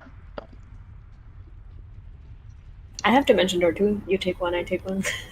Wait, let me see if I have flight. If I spend 10 minutes summoning my griffin again, then I can just fly us all over one by one, with a possible exception of Horsey Boy, who I don't think will fit on a griffin.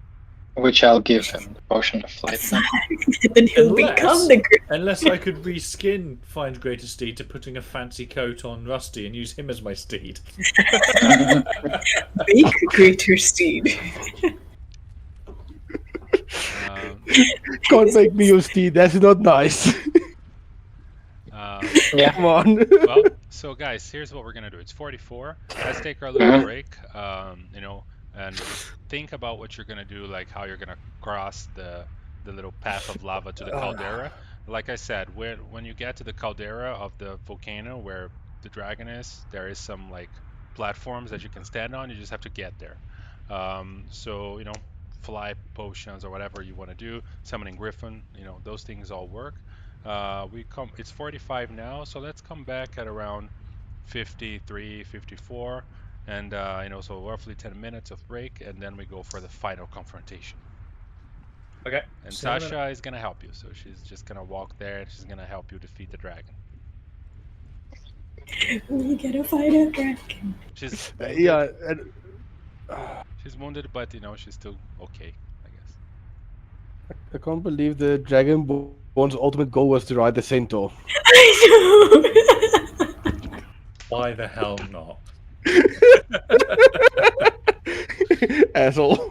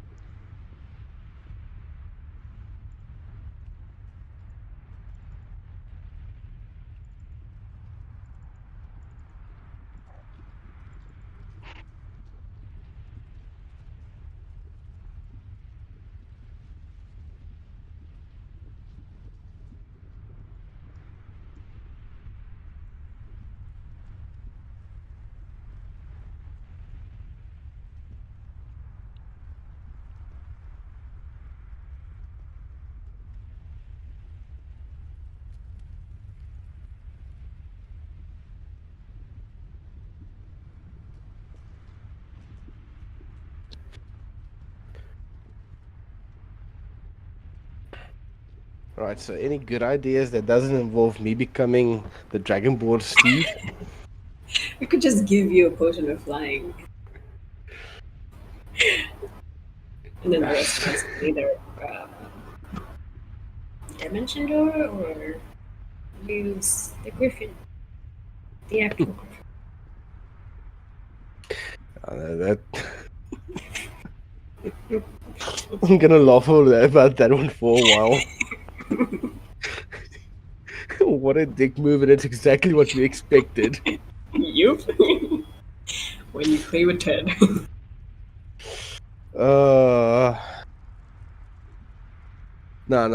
Seeing that, now I can imagine what that Knock Knock character of him should have been like. I think you guys laughed more than you did anything else.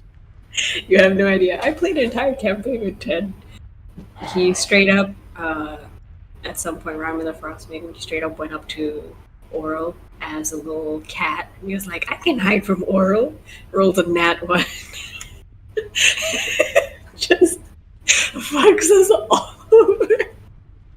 We are not even like level 9 or something. And we're running away from Oral just chasing us. It's amazing we didn't die. Yeah, but we do some because we're busy with Frostmaiden as well now, and we were in the one fortress when we're ending, and so my character is a very obnoxious warlock that thinks it's a wizard with zero intelligence, and then him and our sorceress, they just don't get along, so they completely at each other's throat the whole time. And she's simple mind. She's like, "Oh, look, a rabbit," and she walks after the rabbit to see what it does and tries to feed it. It's like, okay, you see that thing that's behind the rabbit? That's gonna kill us because you're stupid. And that's the whole time. They're just at each other's throat the whole time. And when the one isn't saying something to the other one, it's like, why aren't you saying something? What's wrong? Enemies. The best kind of allies. Yeah, best kind of ally is the one that keeps telling you you're an idiot. Hey man, you gotta tell it as it is. What's up? We're talking about Rime of the Frostmaiden. Where they're at now. Where are they? I see what Daniel wrote. So is that what you guys gonna do? Well, personally, I don't need short rest, but I think Ted is pretty hurt, or sort of. I'm okay in terms of health at the moment. Like, I'm not great, but I can survive, and I've got a couple of potions I can take in a pinch as well. But if I can summon the steed, then it's an extra body, and it makes it a bit easier for us to get over as well. So I think that would be summoning the steed would be worth it, which I think kind of inherently comes with a bit of a short rest, doesn't it? We could also just dimension door. I have a spell. If Connie's got the boots, and then we just get Rusty the flying thing, I have one level 3 spell, level 4 spell that I can use. Still got all my high level. Rusty to fly, does he need 2 sets of boots of wings? Seeing as he's got 4 feet. You know, he's getting a potion. This is the hypothetical outside of this situation question. Okay. Yeah, do you take the boots of flying on each hoof, or you have to put a saddle on him and actually put the boots onto the saddle? And that's how he becomes the greatest steed. Yes. And the boots flop. Hoof plates are flying. So basically, we need a centaur with wings. I mean, come on, it's not that unbelievable. It's a Pegasus Tor or whatever you call it. Yeah. All right. So, So if we're doing, yeah, are we doing a short rest or not? Or are we at least taking minutes to cast Find Greater Steed? If this is gonna be the last fight, we can take the short rest. Honestly, just top up your health or whatever. But we Probably not a bad plan. Yeah, I mean, Should we right, do that then? because this is the final fight, so to speak. Like meta terms, we kind of know we want to prepare. Yeah. Okay, Right. in that case, because I can summon the greatest steed and have a short rest at the same time, can't I, Carlos? No, but you could take 20 minutes. I mean, Yeah, the that'll whole work. place is gonna be shaking and stuff, but Sasha's just kind of pacing around. She's kind of doing her rest as well. I let you prepare. So if you want someone to sit and do a rest, that's fine. All right, sure. Okay. Fine, Greater Steed, you do your thing. I get my bardic inspiration back. Size nothing, I guess. I'm full HP though. I am at the end of right before flying. I'm gonna cast Fire Shield on myself. Oh, I should probably do stone skin. I'm gonna use my potion of fire resistance as well. all right. So Thea's back into the game, and all right. So use your potion of fire resistance. Um, Oh, all right. I'm gonna give you. why did I? What? I pour enough water on Thea just so you get resistance to fire as well. What does fire shield do? It damaged me. Sorry, I'm gonna heal up first, and then I'm gonna answer. So I'm gonna use my second meta magic adept thing to make it last 20 minutes instead of 10, and it surrounds me with a shield, and I'm using the cold shield, which A gives me resistance to fire damage, and B hits whoever hits me with a melee attack takes 2d8 cold damage. All right. I see that the fire resistance is in your sheet. All right. So if they hit you, they take cold damage. All right. Cool.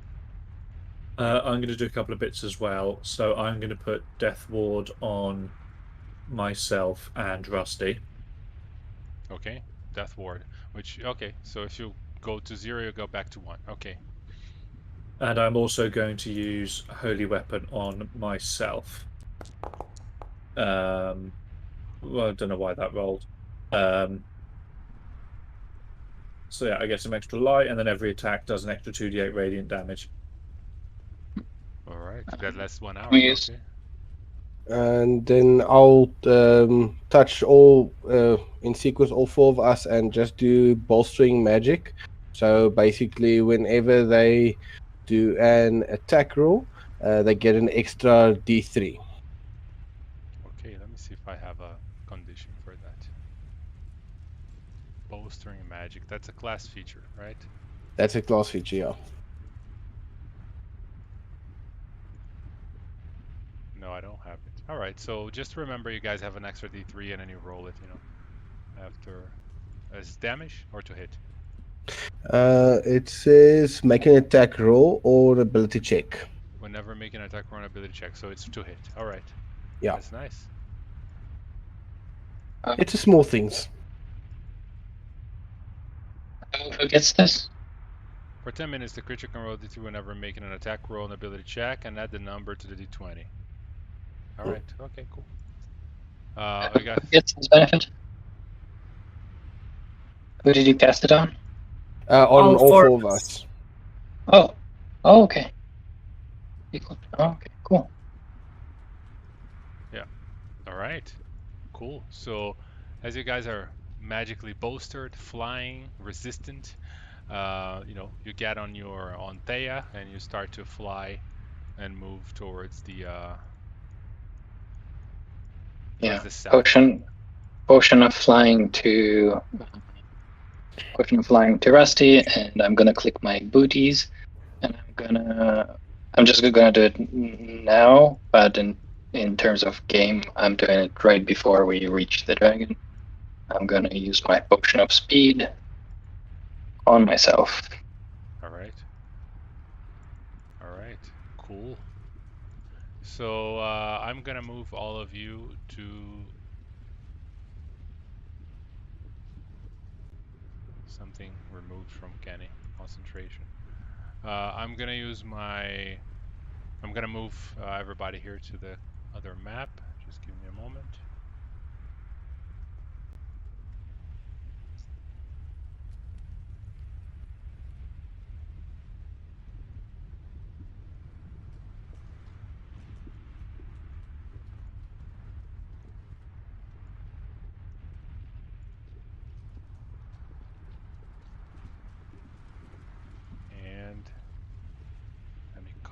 Sasha.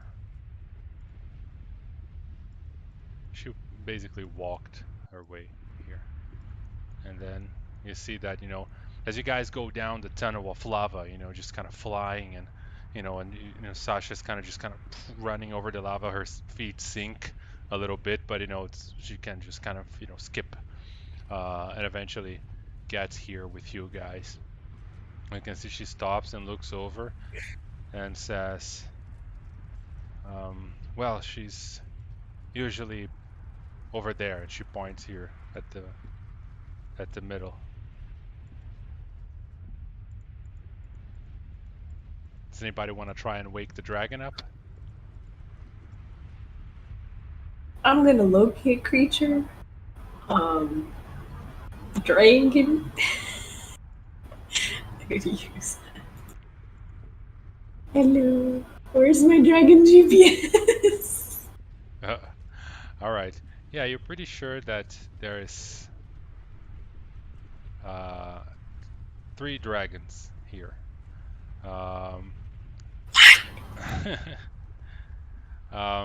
And as you locate creature, you see that Sasha just kind of moves forward a little bit, and she says, "Talus Mir, we call forth." Shut up, Sasha. I think there's 3 of them. And then you see that the moment she says that, this dragon erupts from the fire, just kind of spinning, and lava just flies everywhere. Make a dexterity save, everybody.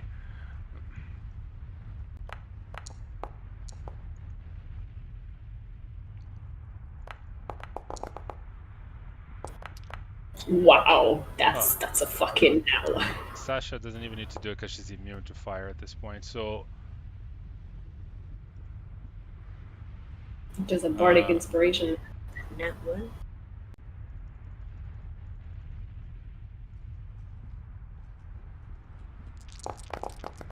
yeah, so it's 42 fire damage to whoever failed. Whoever passed takes half of that, and if you have resistance, you half it again, right? So you, Thea takes 42. Saika takes 21. 21. Yeah. Surath takes 21 as well. And then Kani takes 10. And Rusty takes 21. So please update your health. I've got resistance, so it will only be you, 10 as well. You take 10 as well. So please update your health, guys. I'm trusting you guys would do it. As this creature just kind of, who dares awake me? And as she rises from the fire, 2 smaller wormlings kind of rise from the fire as well. And we're gonna roll initiative because you all know what's going on here. She's got babies. Just want to say, guys, Thea is already nearly dead. That's cool. Oh no, why? She only has 59 health. Yeah, all right. So let me put some cool boss music. Cool boss music. Boss lady. Why can't I get it? I'll just remember that I have. I drank in the other room. No problem. All right, so we begin.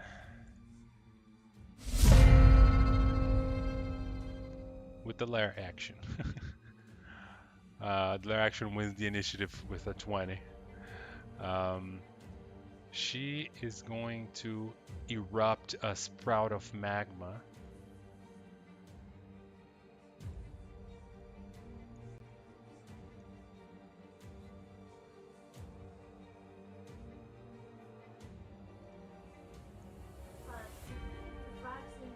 Right here. I think you see the red light there. So everybody within the light, please make a dex saving throw. What red light? For this. Don't really see the light, sorry. Yeah, it's okay. It hits all of you. So Okay.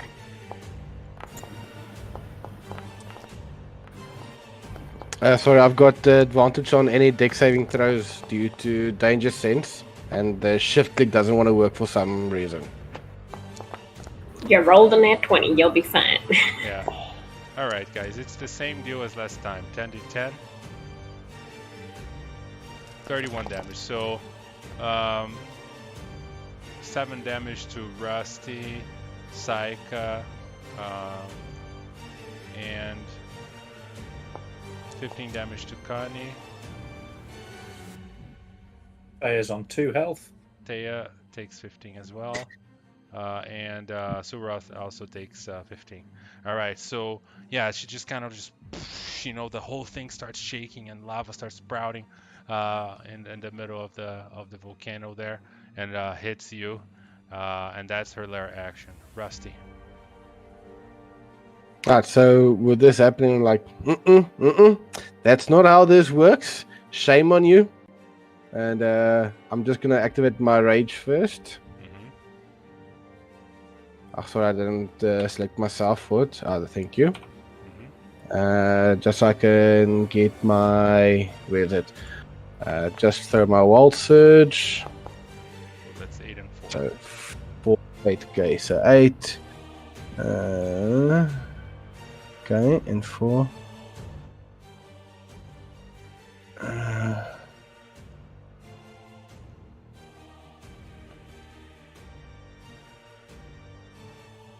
So how far are they from us? I didn't even check. 60 feet. That's perfect. Okay, so I'm actually going to go with 4. So magic infuses one weapon in your choice you're holding. Until your rage ends, the weapon's damage type changes to force and it gains the light and throw properties with a normal range of 20 feet and a long range of 60 feet. If the weapon leaves your hand, the weapon reappears in your hand at the end of the current turn. All right. So you can throw your weapon. Nice. Basically, yes. And it changes it to the damage to force damage. Nice. Okay, so with that, I'm just going to target her. Then it's like, this is not how we play this game. And I just chuck my axe towards her. All right. Oh, I have bugs.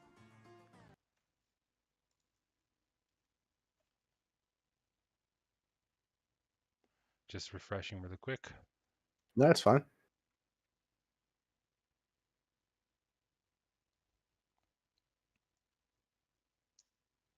All right, your axe hits for 21 damage. It seems to kind of remove some of her scales, and then it boom, appears back on your hand. And then just the 4 damage from the rage as well. I see it's not calculating that part. And that will be it from me. At least it's not plus 102. Not again, yeah. Yeah. I don't know if it was the bardic inspiration that did the 102 damage the whole time. Still have it, so I don't know. Anyway, so all right, so you throw the thing and you hit her, and that's it, because it appears at the end of your round, so you can't do 2 attacks with this. Exactly, yeah. All right. With that, it's Talismir. She is going to fly over here, just position herself here, and then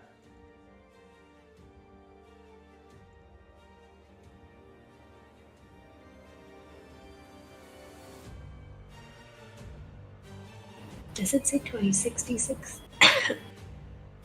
Yes, it does. It does. Everybody, oh my make the dexterity save. All right, it's so Nobody. Again, it didn't allow me to calculate twice. I'm just gonna throw a dexterity save again for it. Sorry. Thea finally gets burned back into the, whatever she came from, and then all of you take, the damage that is calculated there as she just kind of blasts this kind of like breath of fire in your direction, and that's her turn. She's going to just do that and then move and melee. Oh, she can't move. That's it. Actually, She has 80 fly speed, so she will fly here. Next to Rusty, just kind of facing him after breathing on all of you. Solroth is already unconscious? Oh, it's not Solroth, thank fucking God. It's Thea, yeah. Sorry, Carlos, wasn't that supposed to be off with my fire resist potion?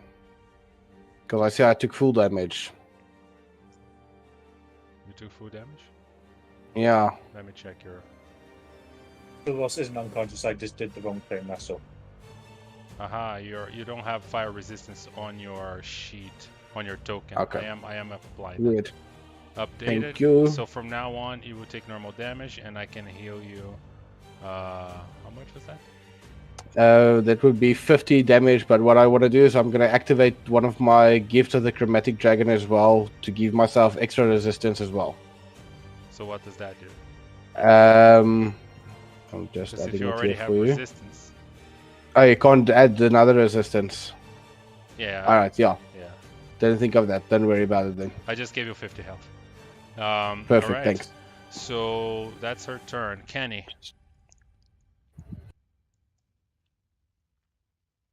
It looks a little bit scary. So, okay, so she has wormlings as well with her. Oh, well. Yeah, 2 young I think. dragons. Okay, let's start with the big guns. I think we'll do. First thing we'll cast animate objects. What are you animating? Animating daggers, which sort of what it looks on my character art. Yes. A flurry of daggers spread around me and surrounds Kenny. And, well, I would like to think that they're just passively floating around her for most of the time, but now she commands them to attack. Nice. Weirdest Halo obvious, but okay.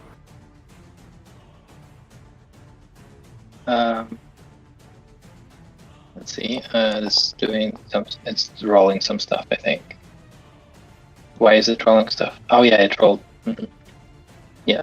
And I'm. Let me see here. They don't have your advantage, right? It's just normal attacks. No, it's their own attacks. Yeah, I have it. I have. Let's make a little template maybe for. It's like make a little template because they can fly, but so they will fly over here and. I think I will roll with advantage though, because let's see. I'll try and roll 1. It rolls with advantage, yeah. Oh, that one misses even with the advantage. Yeah. If you want, I can... What if I click? If I click disadvantage, it should cancel out, right? Yeah, control click them. You should. Yeah. Mm-hmm. Yep. Okay, that should be fine. Let's see. Yep. Yep, that rolls straight. Alright. 3, 4, 5, 6, 7, 8. The little daggers. 10. Let's do the crits today, jeez. Alright, great. Yep, 2 crits in 10 rolls. It's insane, without advantage. That's my action bonus action, and now for my haste action. How far is this? That's too far. It's a little bit too far. Okay, so I'm gonna fly. I'm gonna click my flying booties and fly over here. And I'll try to land on top of her and start slashing. So I'll just make 1 attack. Okay, so I would say you're 15 feet or 20 feet above. She's about 10 feet up from the ground, and you are, 10 feet above her because she's huge, and that means you're in melee range. Yeah. Okay. Huge. She's gargantuan, actually. Dragon Slayer Longsword is pretty happy about hitting a dragon. So, Oh god. she also takes an extra 3d6 because she's a dragon. Yep. Which is 7. And defensive flourish. I add 1 to my AC and she takes 1 extra damage. Yeah, that damage already processed. So cool. I gave the extra 7 to her. Yes, that's my turn. All right. It was pretty long, sorry. No worries. That's level 20 for you. All right. So sorry, but just to clarify, like we talked about, a bonus action that I gave the command to the dragon is to kill the dragon. To the daggers.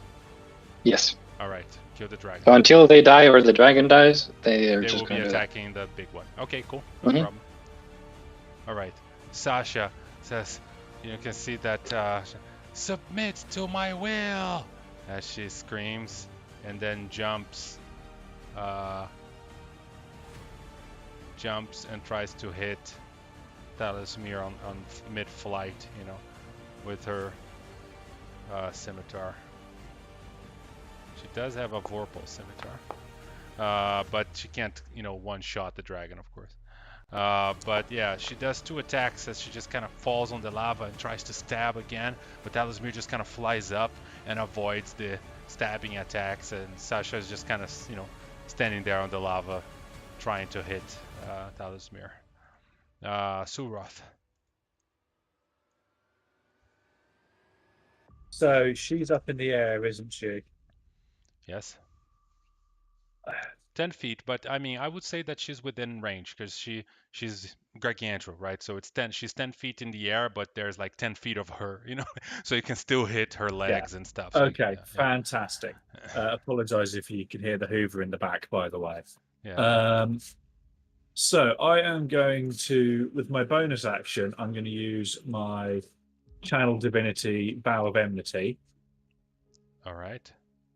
There we go. So obviously I'm going to choose her. So I get an advantage against her for a minute or until she drops. And then I am just going to, because did I get haste as well, or? I don't know. Do you have haste? I don't at the moment, but I did accidentally make myself unconscious, which would have got rid of it if I did have it. So I don't know if I've had it before. Why would you? I didn't. I just drank a potion. So if you had a potion, no, I wouldn't. I wasn't. I was getting a drink at the time, so I wasn't here. No. In that case, then I am just going to attack the. Oh. What? But I have advantage. Oh yeah, roll again. Because that was a normal roll, so just roll again. There we go. Well, 20 still misses. Okay, and then I'll just do my second attack. Oh, Jesus wept. Try again. But again, still with advantage. That hits. There we go. Oof. Ouch, 42. Jesus, man. And then will I pump a spite into that?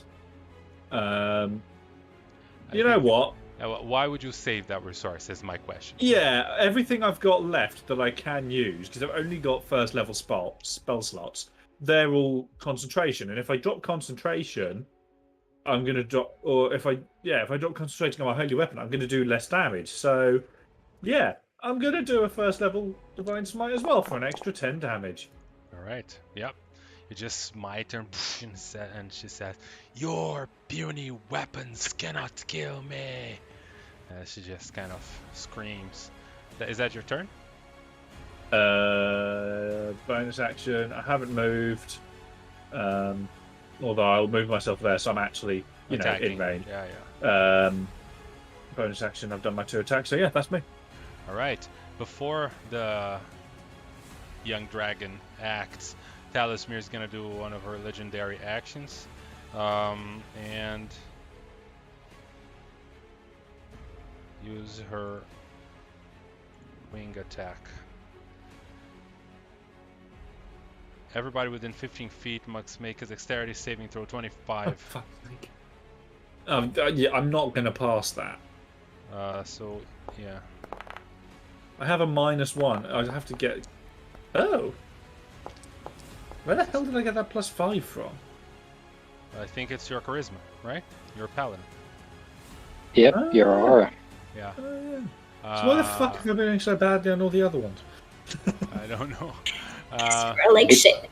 Which means Rusty passes also. Yes. 57. Rusty. Well, he doesn't pass, or does he? Oh, 27. Yep, Plus that's 5, true. 27. 27. That's true. So Suroth Oh, is, Kyle. but Suroth still fails with the 24, taking 2d6 plus 10, so 18. I'm gonna move her so I can target you. Minus 18 damage, and you're knocked prone. Lovely.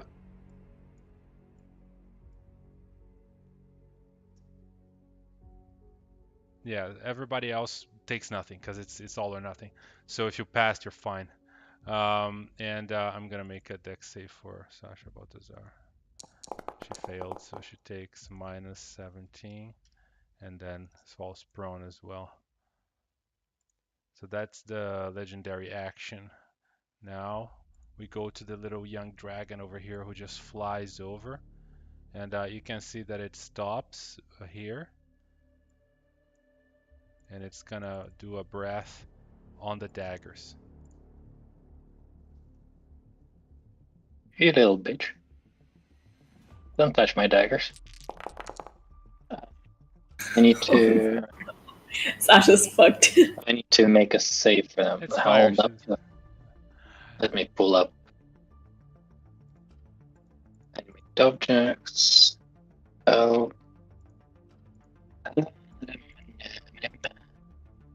Yeah, the save is 17 dexterity. So Mhm. how much bonus do the daggers have for dexterity? They have +4 dexterity. All right, so just roll, 5d4. just roll a bunch of d20, and we'll just calculate it, Okay. I guess. 1d +4. Oh, 9. That's R. /R, yeah. You can 22. also just One. click the All right. 3, 4, 5, 6, 7, 8, 9, 10. All right, so that's 57 damage. The ones who fail are gonna take half and still die. Okay, yeah, so animated object is gone. So yeah, they just get melted, basically. Yep. Makes sense. But you can make new ones, but these just kind of melts all of the daggers out of Talasmir's back, and then that's his action. Psycha. Alright, let's do the big boy. Conjure Volley. Mother of God. I can't even. Buddy, you're gonna have to dodge. Don't really care Fine. about Slash. Does this hit that other dragon? Because I can't zoom out now. No, the other one is it does hit the other It dragon. 40-foot radius, that's gotta. Yeah, There we go. that's hitting all three of them. Okay. Oops. What does it I say? did a thing. That is a mess. Creature takes Template right there. 2? Oh, okay. All right. You want me to roll? Saving throws for all of them. Oh, it didn't pop for me. I read. Did you get any saving throws, Kenny? Nope, doesn't look like it. Okay, so I think it's manually. Dexterity saving throw. throw. All right, let's go.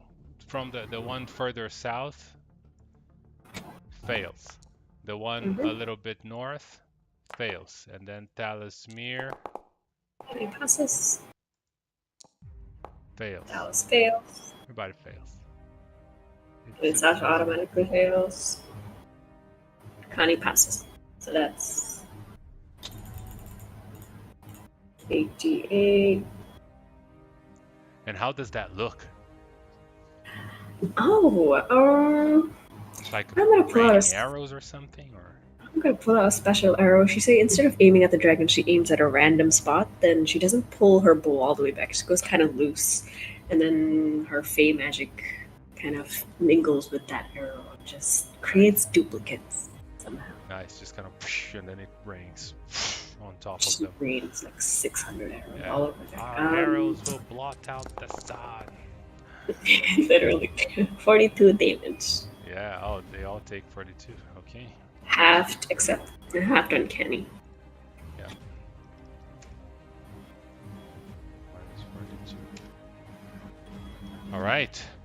And then. And I'll delete that template, and I got my regular attack, All right. which I should Yeah. just untarget all of this. Schnitzels. Untarget, bro. Give me a second while I gain Okay, my you senses. can untarget this guy. Yeah, there There you we go. go. Alright. I'll go for this one. And do longbow. Along with dreadful strikes. Now you're shooting at the young one. All right. The tiny baby, yeah. Yeah. Go for the kids. That's it. All right. Right before this one, she's gonna use her last legendary action to do a tail attack. And she's gonna swing her tail to try and hit Connie with a 20, but misses. You know, so that's just flying around her tail, just gonna. But Kenny, you just kind of fly out of the way. All right. I am going to use my reaction for Soul of Vengeance. Uh-huh. So because she's made an attack, I get to attack her. Yeah, go for it, man. And again, this will be with advantage. But That was misses. disadvantage. Because you're prone. Oh, you're prone. Oh, I am Yeah, prone. yeah. Yeah, so it doesn't matter anyway then. Yeah, so it's a normal attack. It would still miss 20. Yeah, 21. It would be a normal attack, and it would still miss by 1. All right, so yeah, you just kind of try to stab at her, but you know she's just kind of flying up, and you Maelstrom really doesn't swing at her. You just kind of sweep around her like talons, you know, just kind of ting ting, you know. And with that, this dragon who's further away just comes to Connie, and it's gonna try and bite, missing, and then claw again, hitting this third time. Why do I have disadvantage? Because of foresight and how. Let's see. I see. I'm gonna use my reaction to shield. All right. So just heal yourself those 12 HP.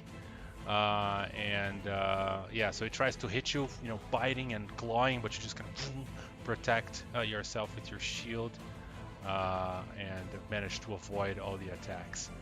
Now we switch to round number 2. Lair action.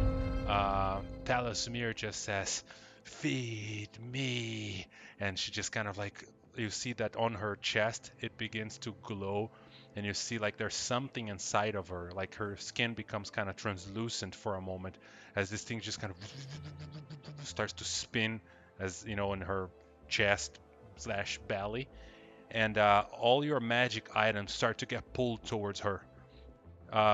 Choose one magic item that you will not be able to hold on to, and you're gonna lose it. Fuck!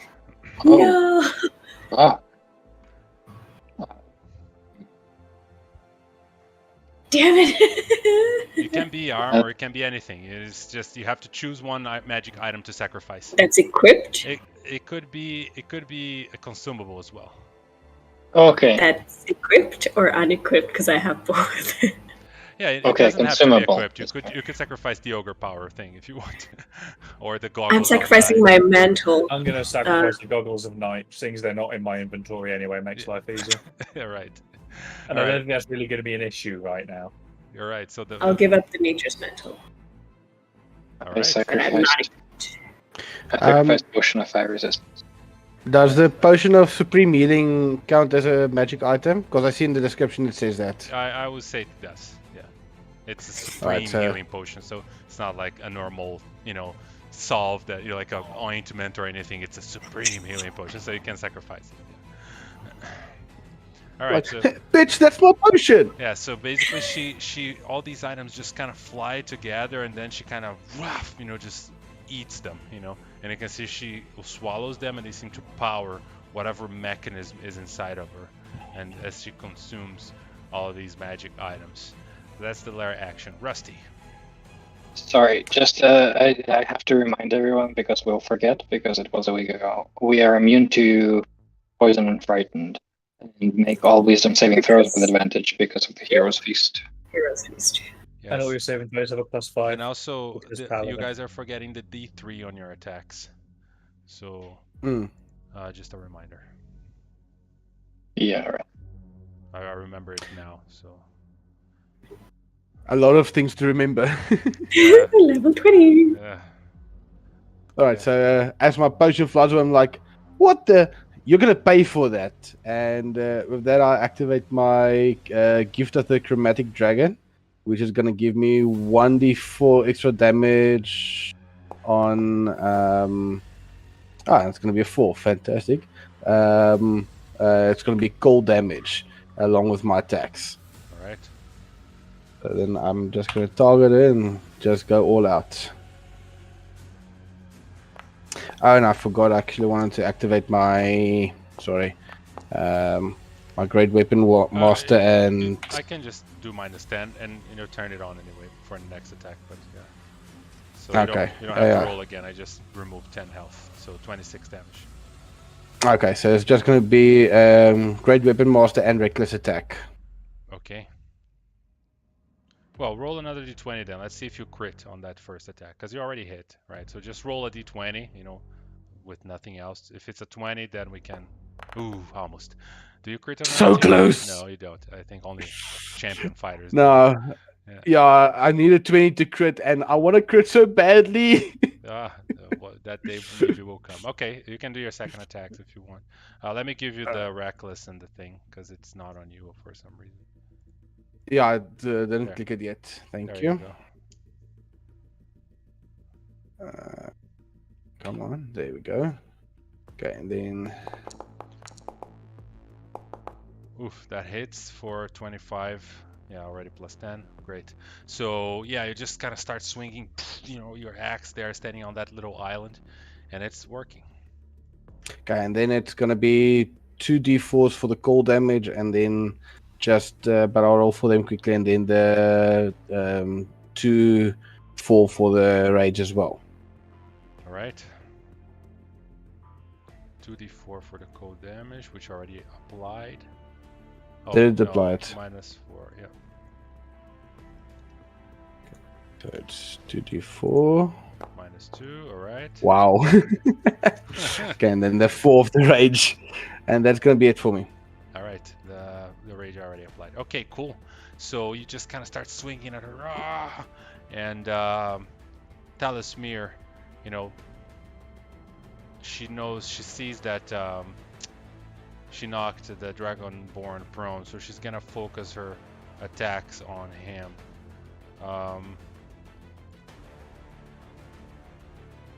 One bite and 2 claws. Does my reaction reset on my turn or just at the start of a new turn? On your turn. Your turn. Damn it, I thought so. So it hits you for 36 damage with the bite attack, and then claw.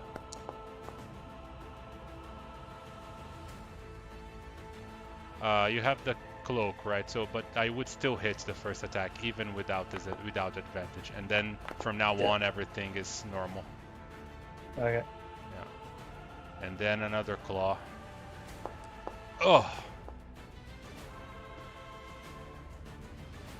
What the fuck, dude? How you looking? Not good. Not good. Yeah, another 17. The claw attack's not as powerful as the bite. But yeah, so he just kind of like starts to thrash, on Soroth on the ground, and it looks like she's doing a number on him. But that's her turn. And first, and then and she recharges her breath successfully. Oh God. Thea's down. Kenny. Well, I'm gonna tell. I'm gonna knock on Telosmir's tail, and I'm gonna say, "My lady, would you fancy a dance?" Uh, Otto's irresistible dance. Do it. I will cast Otto's irresistible dance on her. Oh my god, you actually did it. She fails, but she succeeds. No, she doesn't succeed because she doesn't get a save until her turn. She's out for one turn. It just Okay. happens. Yeah, go ahead. Oh, choose one creature that can see within range. The target begins a combat chains dancing. Creatures that can't be charmed are immune to it. She can't be charmed. So You all can't be right, charmed. she can. So yeah, Okay. she starts to kind of like, you know, dance. Oh my god, Somebody You come got take that from me. the like a dancing dragon. stripper. Oh, I want to see this so badly. Oh my god. Somebody So come get her. She's dancing like a stripper. she has disadvantage on attacking rolls and okay. Has a disadvantage on dexterity saving throws, attack rolls while the target is affected by the spell. Other creatures have advantage on attack rolls against it. As an action, it can make a wisdom saving throw, and then if she fails, then she. Yeah. Well, she's gonna succeed when it's her turn, but she can't do that right now because she has to do it as an action. Yeah. All right, that's amazing. Okay. So that will hopefully give some breathing room to everybody else, and I'm gonna instead try and maybe focus on these CDs. Oh, actually, as a bonus action, I'm also gonna cast Hexblade Curse on her, just so we're clear. All right, cool. Just like you in particular, you know? Yeah. Okay. Sorry. No, I also have an action from Haste. Oh yeah. Which I will use to do the attack action. No defensive flourish. I'm actually going to use my Bardic Inspiration for this, so it'll be a d12. But first, let me roll an attack. Dragon Slayer's Longsword, 31 plus 3d6. It's 12, okay. Plus what's it called? No, defensive flourish. It's resource. d12. I am currently at 31 AC. Overpowered. Damn. I have to see the video of the guy. 32, sorry. All right. I will remove shoot from you, by the way, because it's your turn, so you don't have it anymore. Yeah. All right. Sasha. She is going to.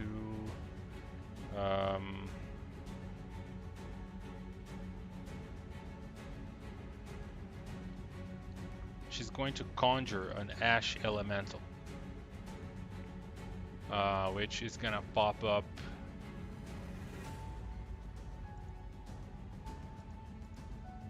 See, as far as a Iskh ash elemental, it's gonna pop up over here.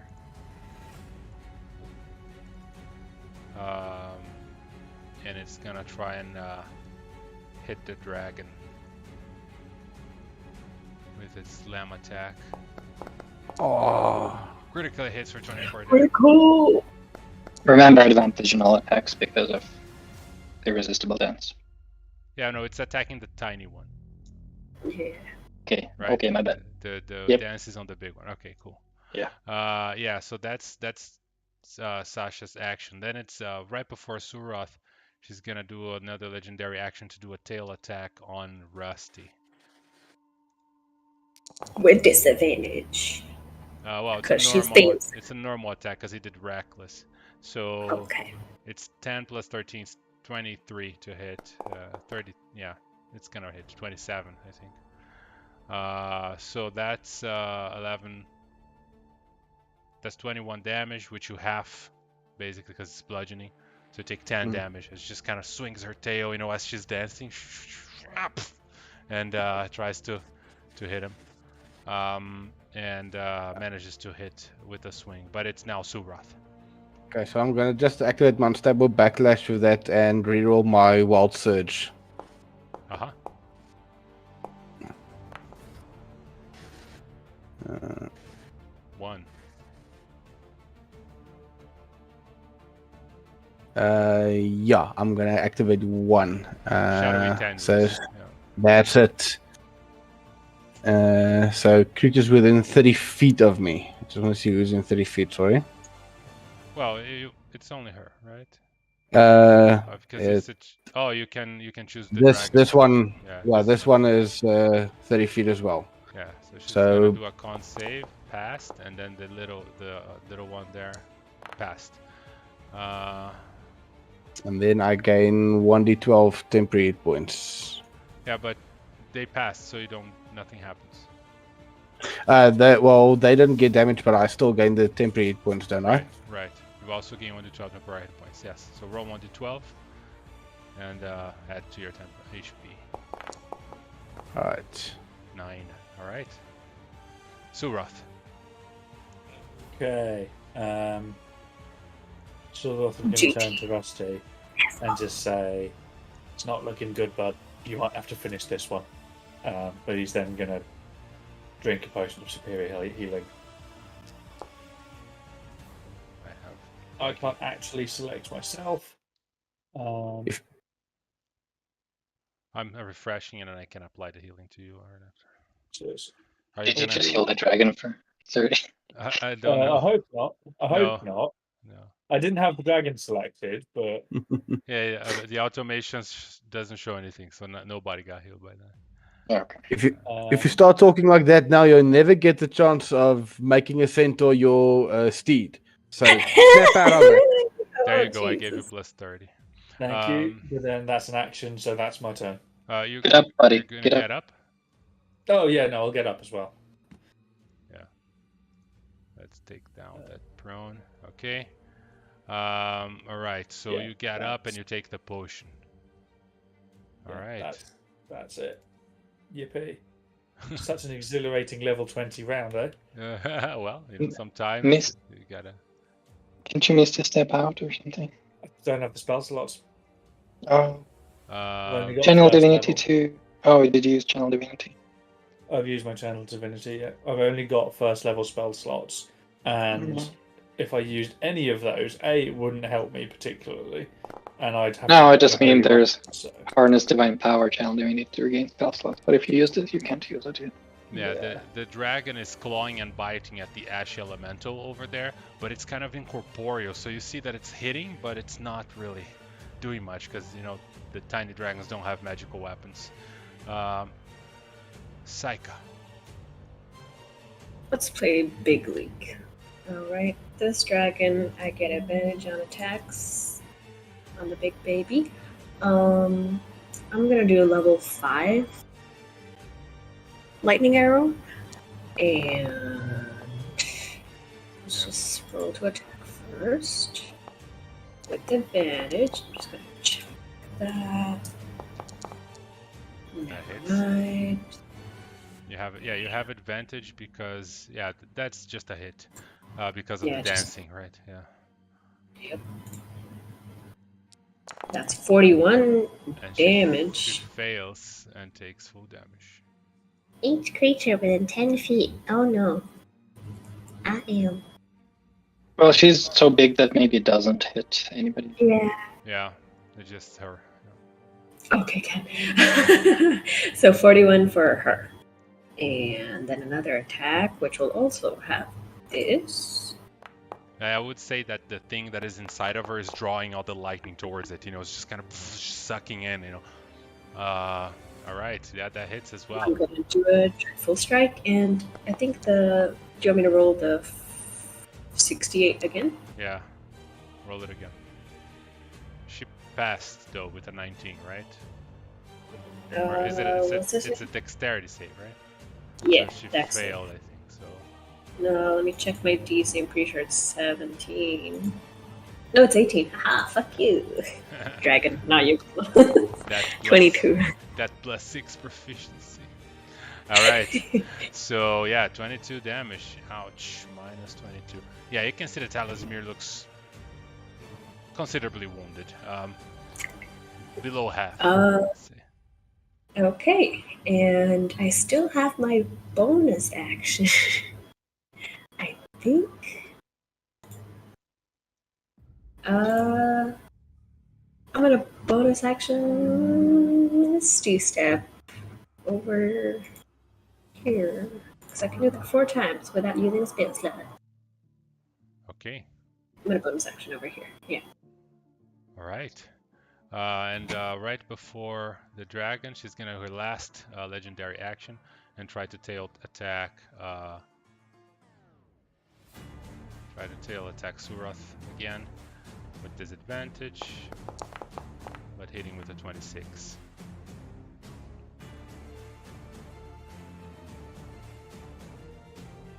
I am. I'm going to use this opportunity to make use of my reaction to attack. Mm-hmm. Oh my god. She's regretting that legendary action. And right then, because, if I'm not mistaken, because of my. Probably smite as well, but I also have advantage against her still, or is that cancelled out? Because of my eternal divinity. Oh yeah, roll another 20. D20, just a simple one, see if it's crit. Ooh. Oh. Not today, but almost. God damn it. But yes, I will put a smite into that. Yeah, if it was a crit with the smite, oh, dude. Just. Alright, 14.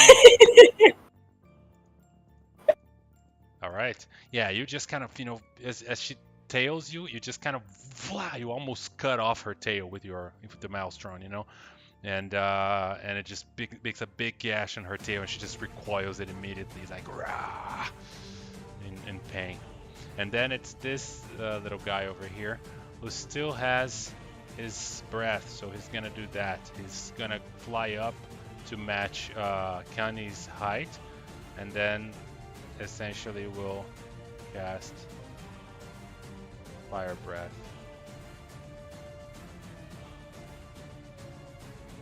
In this general direction. I will put it back because it's not gonna, because of the angle and the height, it's not gonna hit anybody else, just Kenny. And I am roll critical.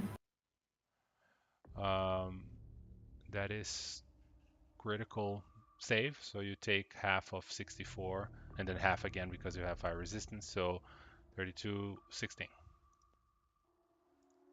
You can put there on your damage because the automation isn't doing it. All right, that's this dragon's turn. Their action.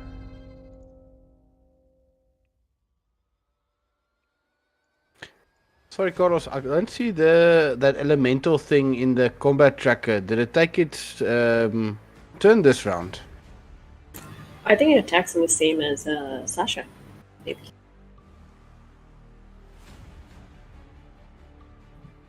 Yeah, I don't think it took its attack. The elemental attacked. It didn't. It didn't. It didn't. That's true. The elemental is gonna slam that thing twice. And then misses. Is fighting the young dragon over there. Thank you for the reminder.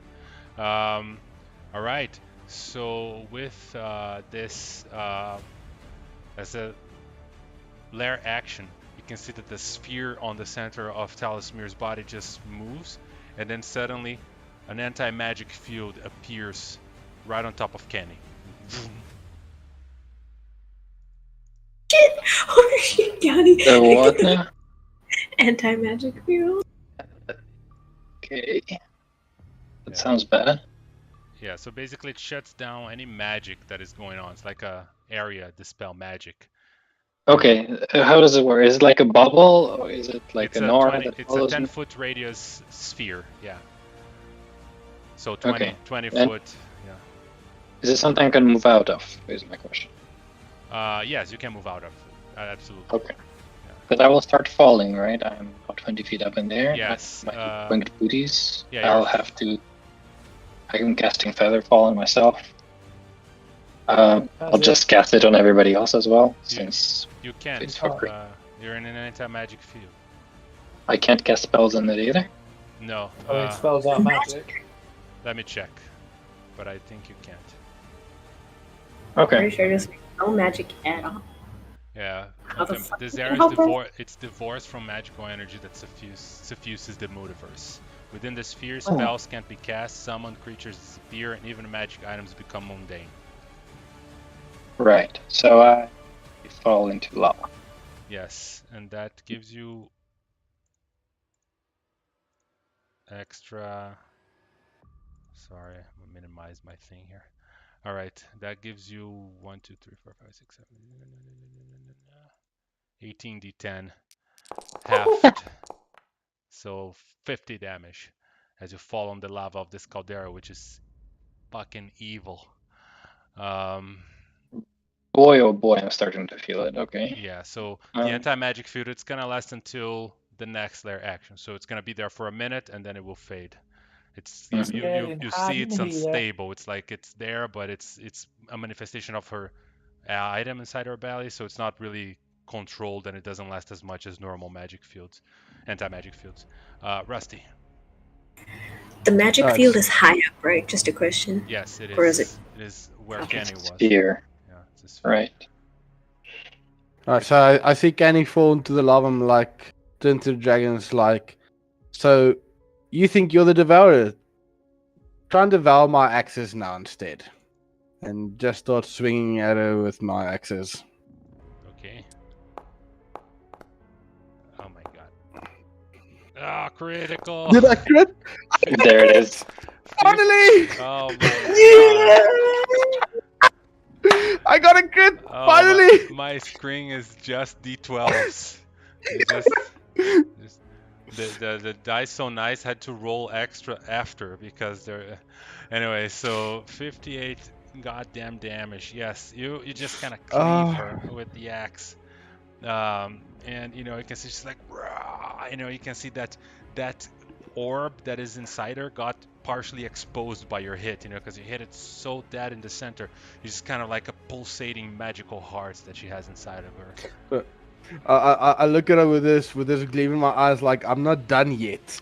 And then the cold damage hits her afterwards, and the the rage, right? the rage damage, and then from that with my great weapon master, I can actually bonus attack again. So I'm like, I've got one more for you, and then I slash again with my axe down on her, All right. and then I miss. Yeah, that one. Damn. misses, Yeah. Good try, buddy. I tried. This time she manages to parry the thing, and then it's her. She's gonna use her action to do that saving throw and pass with her legendary resistance. So she, even if she fails the saving throw, she can pass. I'm gonna click it so it consumes though. There we go. That's her action, though. Yeah, that's her action. Connie, So fucking get on she that. can't attack anybody. Connie, you are in the lava. I'm gonna do. Get on land. I'll get the get you out of there. Shh, I'm all good. Don't worry about me. I'll be fine. You only take damage again if you end your turn there. What I'm gonna do is I'm gonna do a Blessing of the Raven Queen, because that's not magic. It's a feature.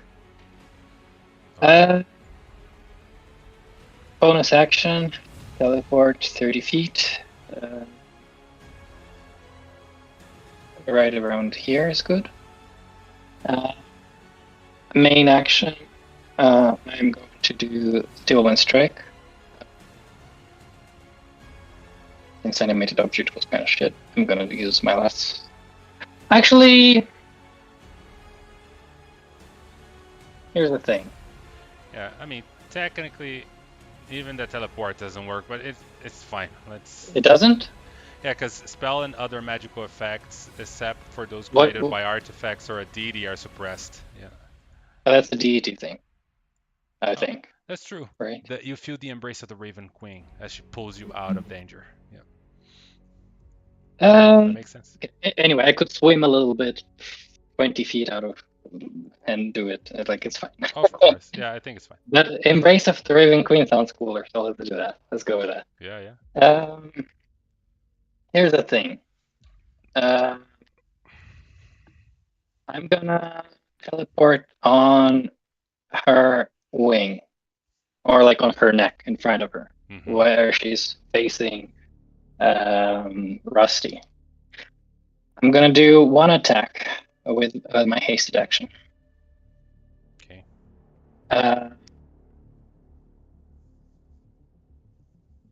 That hits. This plus 3d6 -8. Okay. plus defensive flourish 10. And then with my main action, I'm gonna cast into disintegrate. Oh, shit.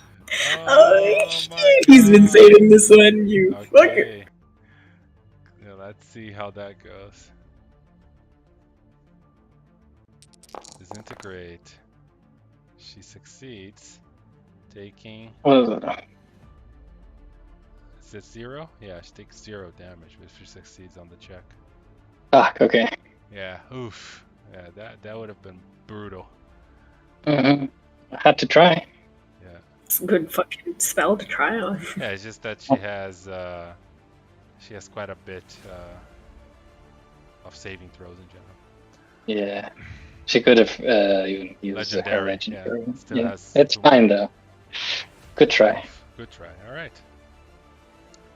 Well, Sasha, seeing that you guys are piling up on Talismir, it decides to go help the elemental kill the tiny ones because it looks like it's working. It's gonna You take- absorb You take what's it called? Reaction attack thing. opportunity. Yeah. Mhm. Just 1 second. Yeah, it does hit that dragon twice for quite a bit of damage, and then Talismir is gonna try and claw. Oof, crit hitting Sasha, but she moves anyway, still standing. Ulrith, you want to do your feature thing? I can't. I've Attack. already used it until my next turn. Okay. Yeah, and that's Sasha, and the elemental's gonna then, on her turn, also try and slam that tiny dragon, missing, and then hitting for 8 damage. And right after the Sasha turn ends, Talismir is gonna do one wing attack, which is the legendary action, which targets everybody that is near her. So all 3 of you have to make a saving throw. I'm gonna cast here and it's gonna show. Just give me a second. 3 or 4? Or does Candy not count? No, it doesn't hit 15 feet actually. Yeah, it does hit you too, Psycho. Make a dex save 25. You passed. Nice. You're the only one. Yeah, I see that. Rusty, roll again, because. Oh, actually, you already have 2, so it's 12 Yeah, I and rolled then twice. 12 and then 15. Yeah. So you and Kenny fails, so everybody gets knocked prone on that little island there. And you take. Not me. Let's see. Half damage? No, nothing. It's okay. So it's gonna 17. be 19. So minus 19 to Connie, minus 19 to Rusty.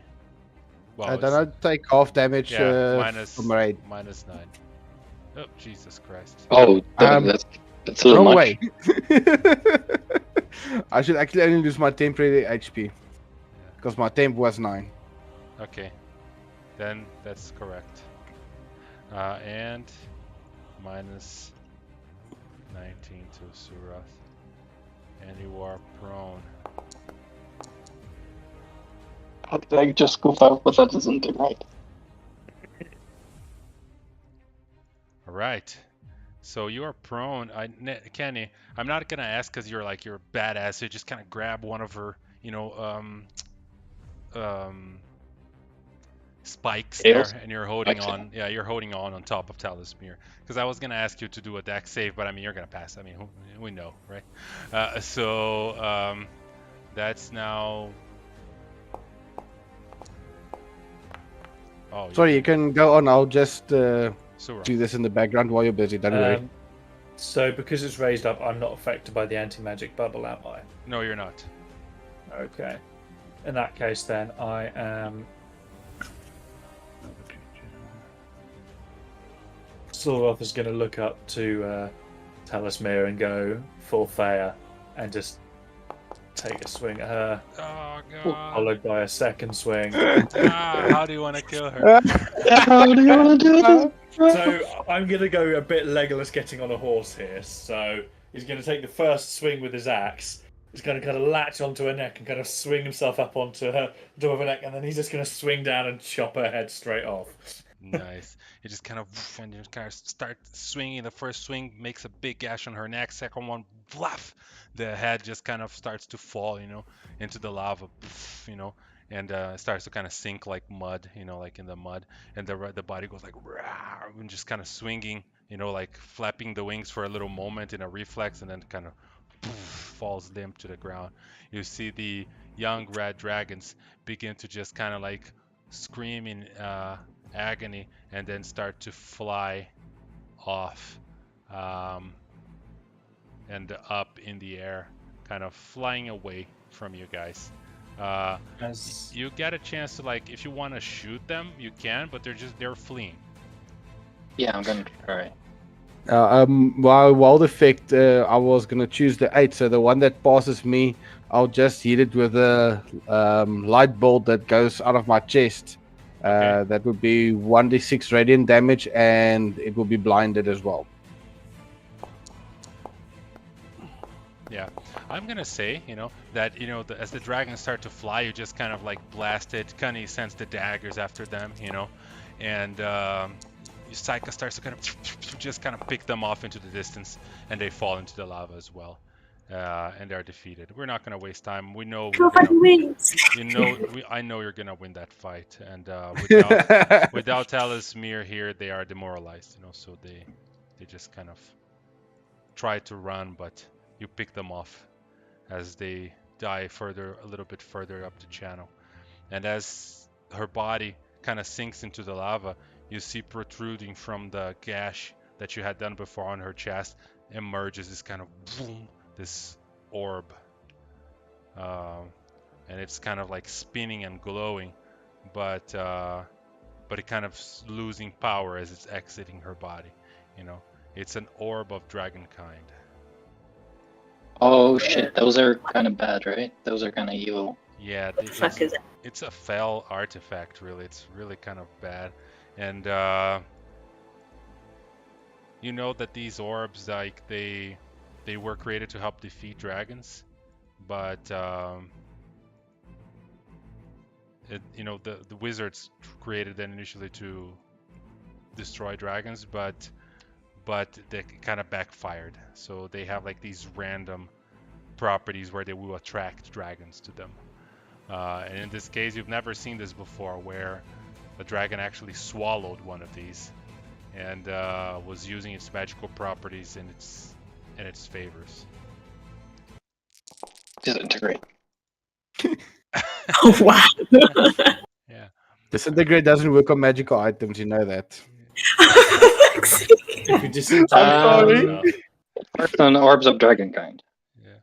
You just kind of blast it with a disintegrate, and it goes and it kind of ceases to exist as you destroy. That thing was probably what was causing the incursions, right? As Talismere was moving, this thing was creating random magical effects, and we end combat here, guys, as you have defeated an ancient red dragon. And then Sasha Baltazar just kind of walks off of the lava and nods at you and says, well, it was an honor fighting next to you, outsiders. I'd say the same, but you're kind of bitch, so. I like her. We can fight it. Next time, try and not do something that will destroy other worlds. Just destroy your own world. Leave ours out of it. Otherwise, we might come and visit you next time. He Good says, luck with your political endeavors. I learned a lot from my ambition this time around. I will come back stronger. If you ever find yourselves in the city of brass, search for me. Perhaps I will prevent you from getting enslaved by other Ifriti. I'm so glad you think that you're strong enough to enslave us. You want to go at it now so that we can prove you wrong?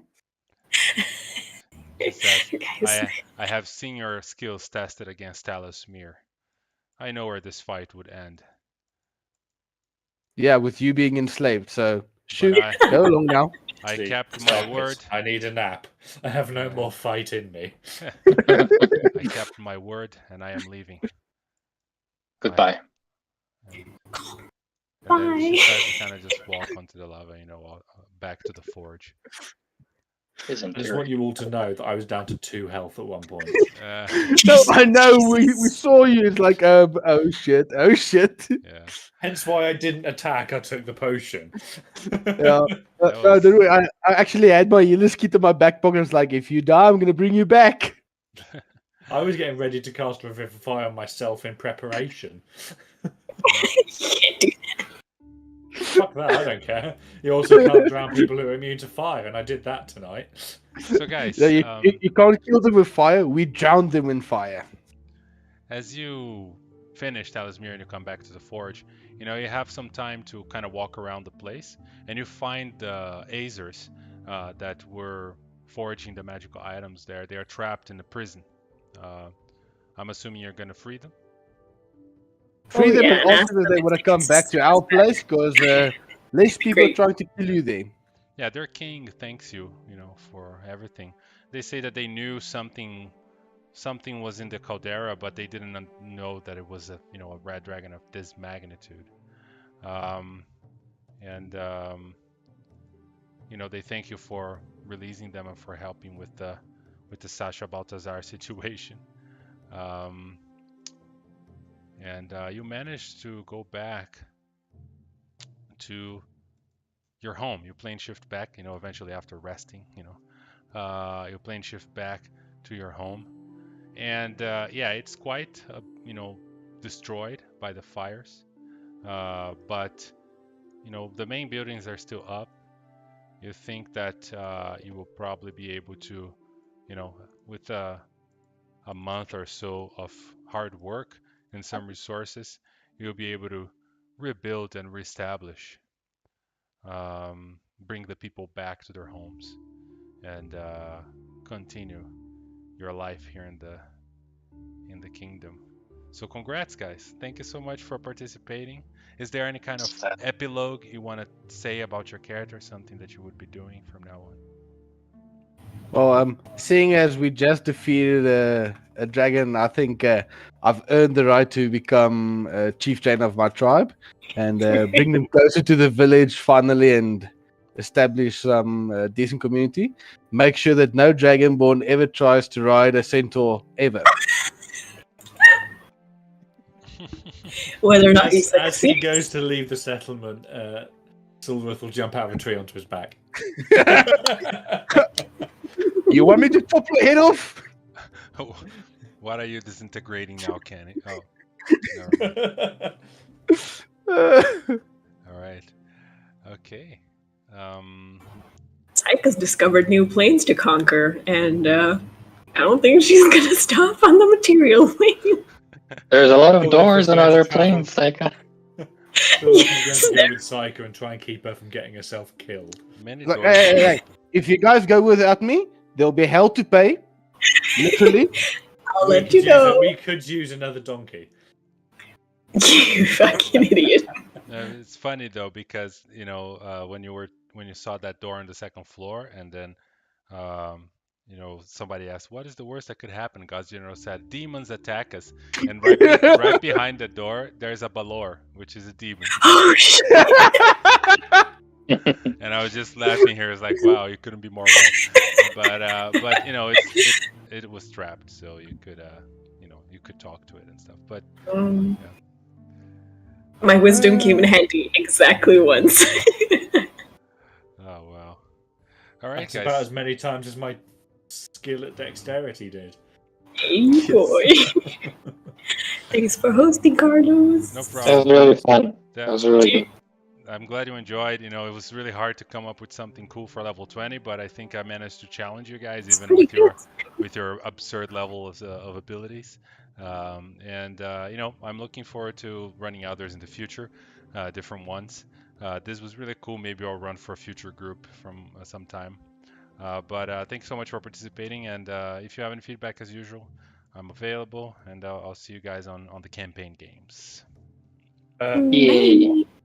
Carlos, tomorrow Bye-bye. or now, whenever, can we have a quick chat about my character idea that I mentioned to you for Netherdeep? Oh yeah, if you want to stay, we can chat right now. I'm just Yeah, gonna sure. stop the recording here really quick.